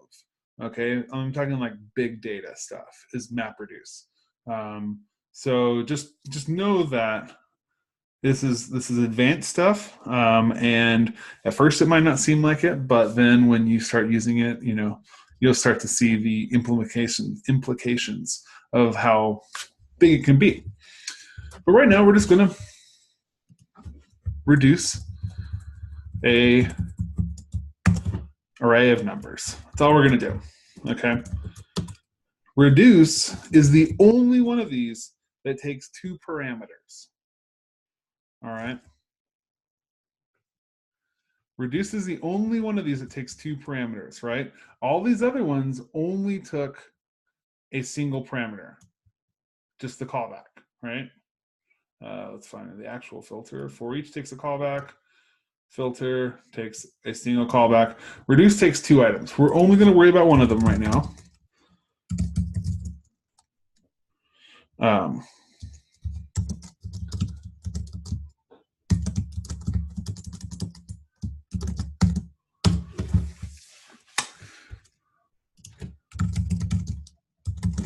right, this looks all pretty normal, right, to everyone? So what reduce is going to do is it's going to go through each item and it's going to try to reduce the entire array down to 1 item. Okay, and that array could be reduced down to a single number.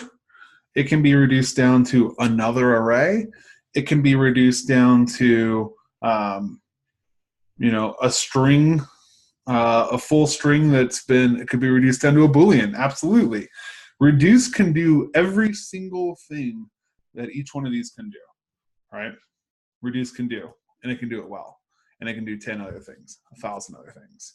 So it can take the place of all of these, map, filter, for each, all of them, if you know how to use it well.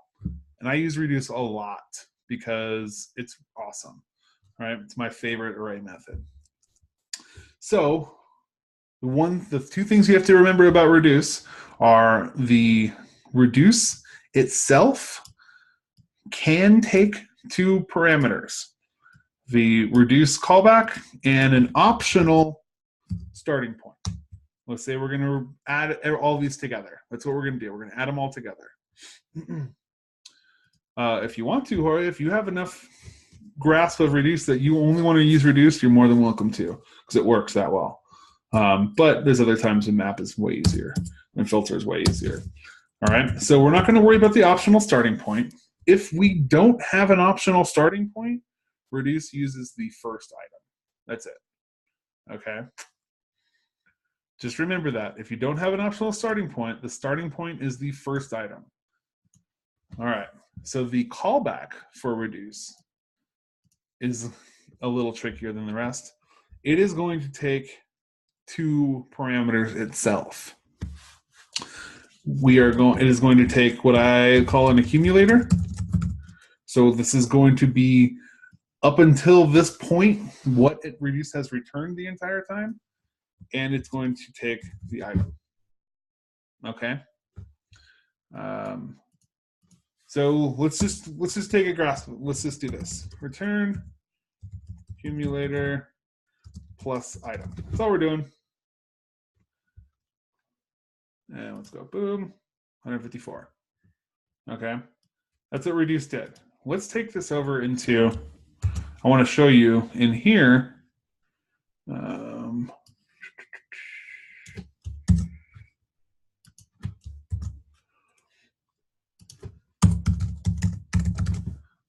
And we'll run the debugger on it. All right. So reduce is going to do the same thing that for each and map and all those do. It's going to write a for loop, and it's going to save the accumulator each time. Whatever is returned from the last time it ran the callback, it's going to save that, and it's going to add it into the new callback.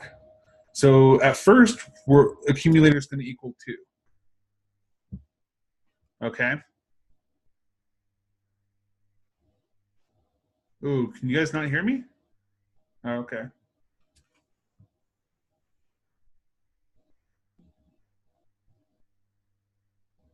Huh, that's odd.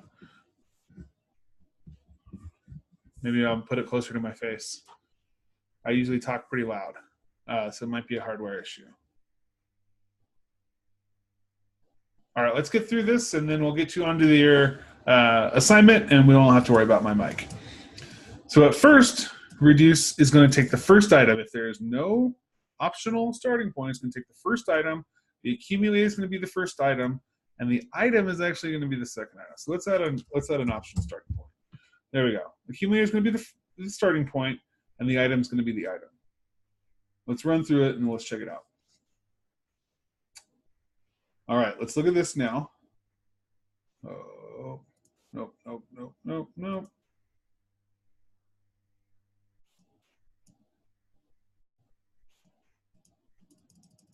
Sorry. Okay. I'm going to do that. Let's run it. All right. First things first. First time we run through reduce, our accumulator is 0. Why do that? Right? Because we gave it a starting point. Our item is 2. We're going to return the accumulator plus the item. So what should it be? What's the accumulator going to be the next time around? 2, right? Oh. Let's go. Boom. Next time around, accumulator is 2, and the item is 7, right? So now they're going to return the accumulator plus the item. So that's going to be 9. We see that the accumulator is now 9, and our item is 5. And you'll see that accumulator is going to be whatever was returned from the last time the callback was called. Okay, 14. We should have 31. Okay. And now 31 plus 99 is 130, right? The accumulator is now 130, right? Plus 24, 154. And now we should have 154. So we can use reduce to do all kinds of things. Adding all these numbers together is one thing, right? We can do I don't want to go that deep. Yeah, I do actually. What if I gave the, and this is pretty advanced to use reduce like this. What if I gave the starting point as a, we can do Fibonacci with this, yeah. What if I give the starting point as an array, right? And then instead of accumulator item, I said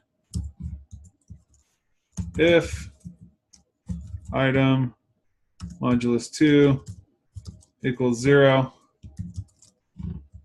accumulator dot push item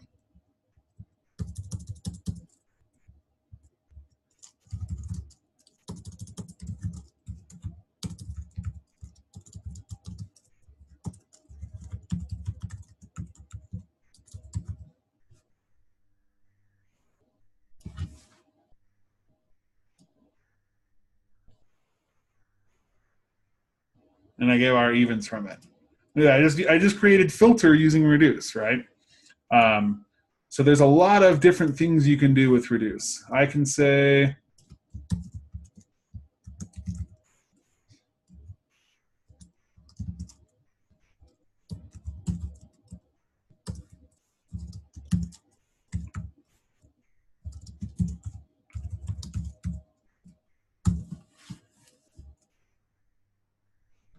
I'm not going to give a starting point for this, and instead I'm going to say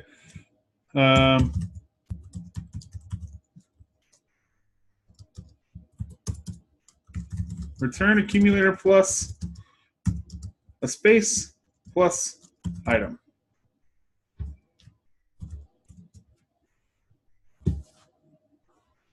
And now I just have a single string, right?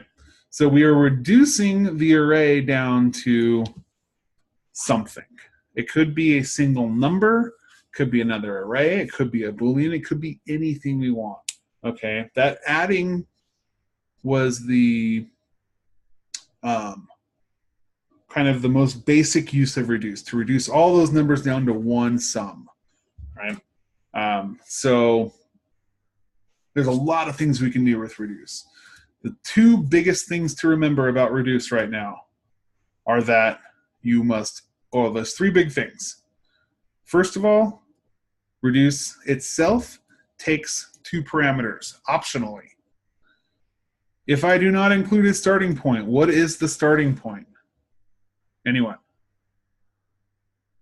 No, not 0. It's the first item in the array.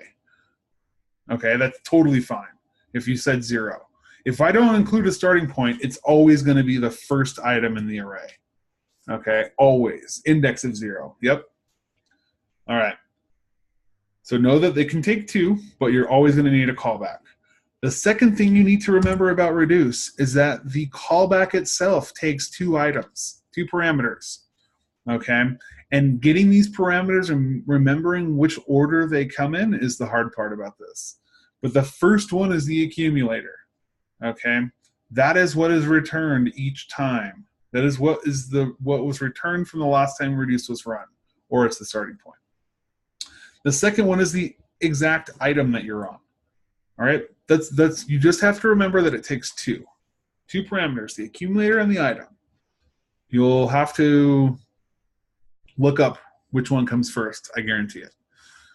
And the last thing is that you must return something. You have to return something. If I don't return this, then what's the accumulator going to be the next time? We don't have anything there, right? I just called it that. You can call it whatever you want. You're going to see it called a lot of things. You'll probably see it called what it is. If this was an array, let's say we're going to see this called string up until now, right, on this one. String up until now is the accumulator.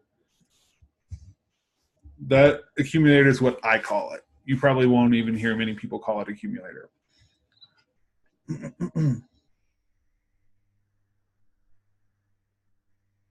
Okay, and just remember that your callback has to return something. Has to return something, all right?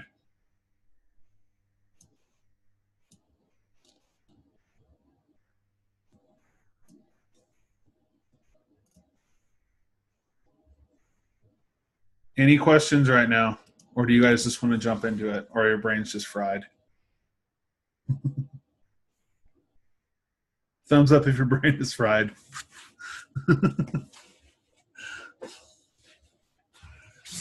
Totally. This is tough stuff, right? Array methods are tough, but once you start to use them, man, they're amazing. Well, yep, Christopher, you are correct. Every one of these methods needs our own callback to make it do stuff. We get to write that callback. That's us.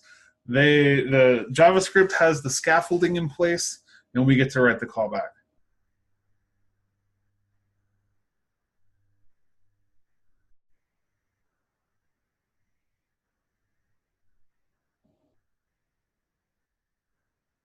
No need to doubt your ability. We're all learning, right? You don't ever get anything in this field first try. Not going to happen. If you get something first try, bravo, but it's very rare. You have to use it. You have to work on it a lot in order to get it.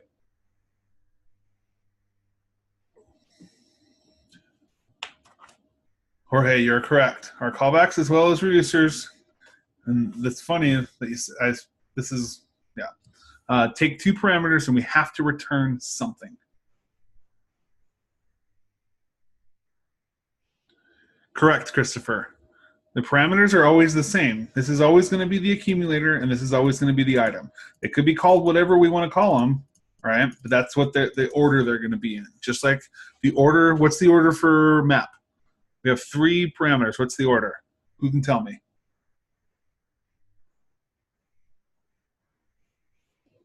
Item index array. What's the order for reduce?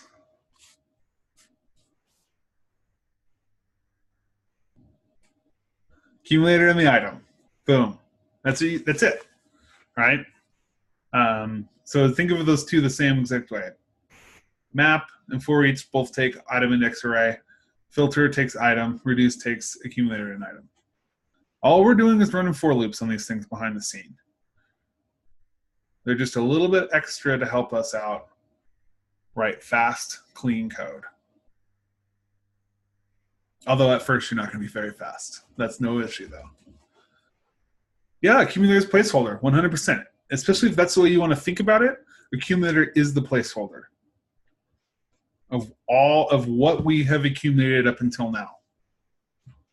Right? And now being whenever that callback is run. Any other questions right now? All right, I want to get you on. I want to get your hands on keyboards with this stuff. So,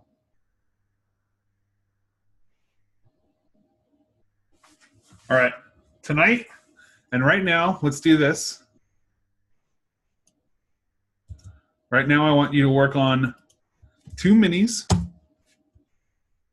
for the next 30 minutes.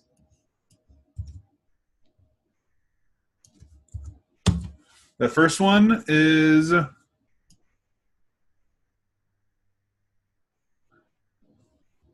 going to just write callbacks and write a for each. The second one is going to use map and reduce. Okay?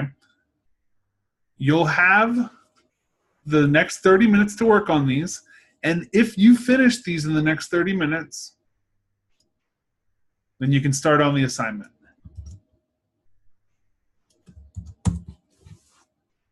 Which is JavaScript 2. All right, so work on those 2 little JS bins for the next 30 minutes, and if you finish, start on the assignment. Okay? Any questions on that?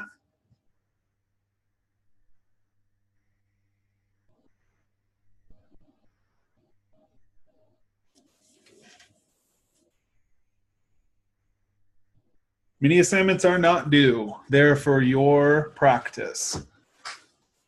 But I suggest doing them because it'll give you a little bit more exercise.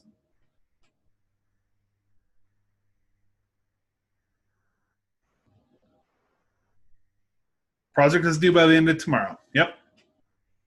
And with that, I will bid you farewell. Have a great night, everyone. Don't stress too hard about this stuff. It takes a lot of time and a lot of practice to get this down. All right? So just work hard. and just keep crunching away. And every time you write it, you're going to learn a little bit more about it. But have a great night, everyone, and good luck and have fun with this project. We'll see ya.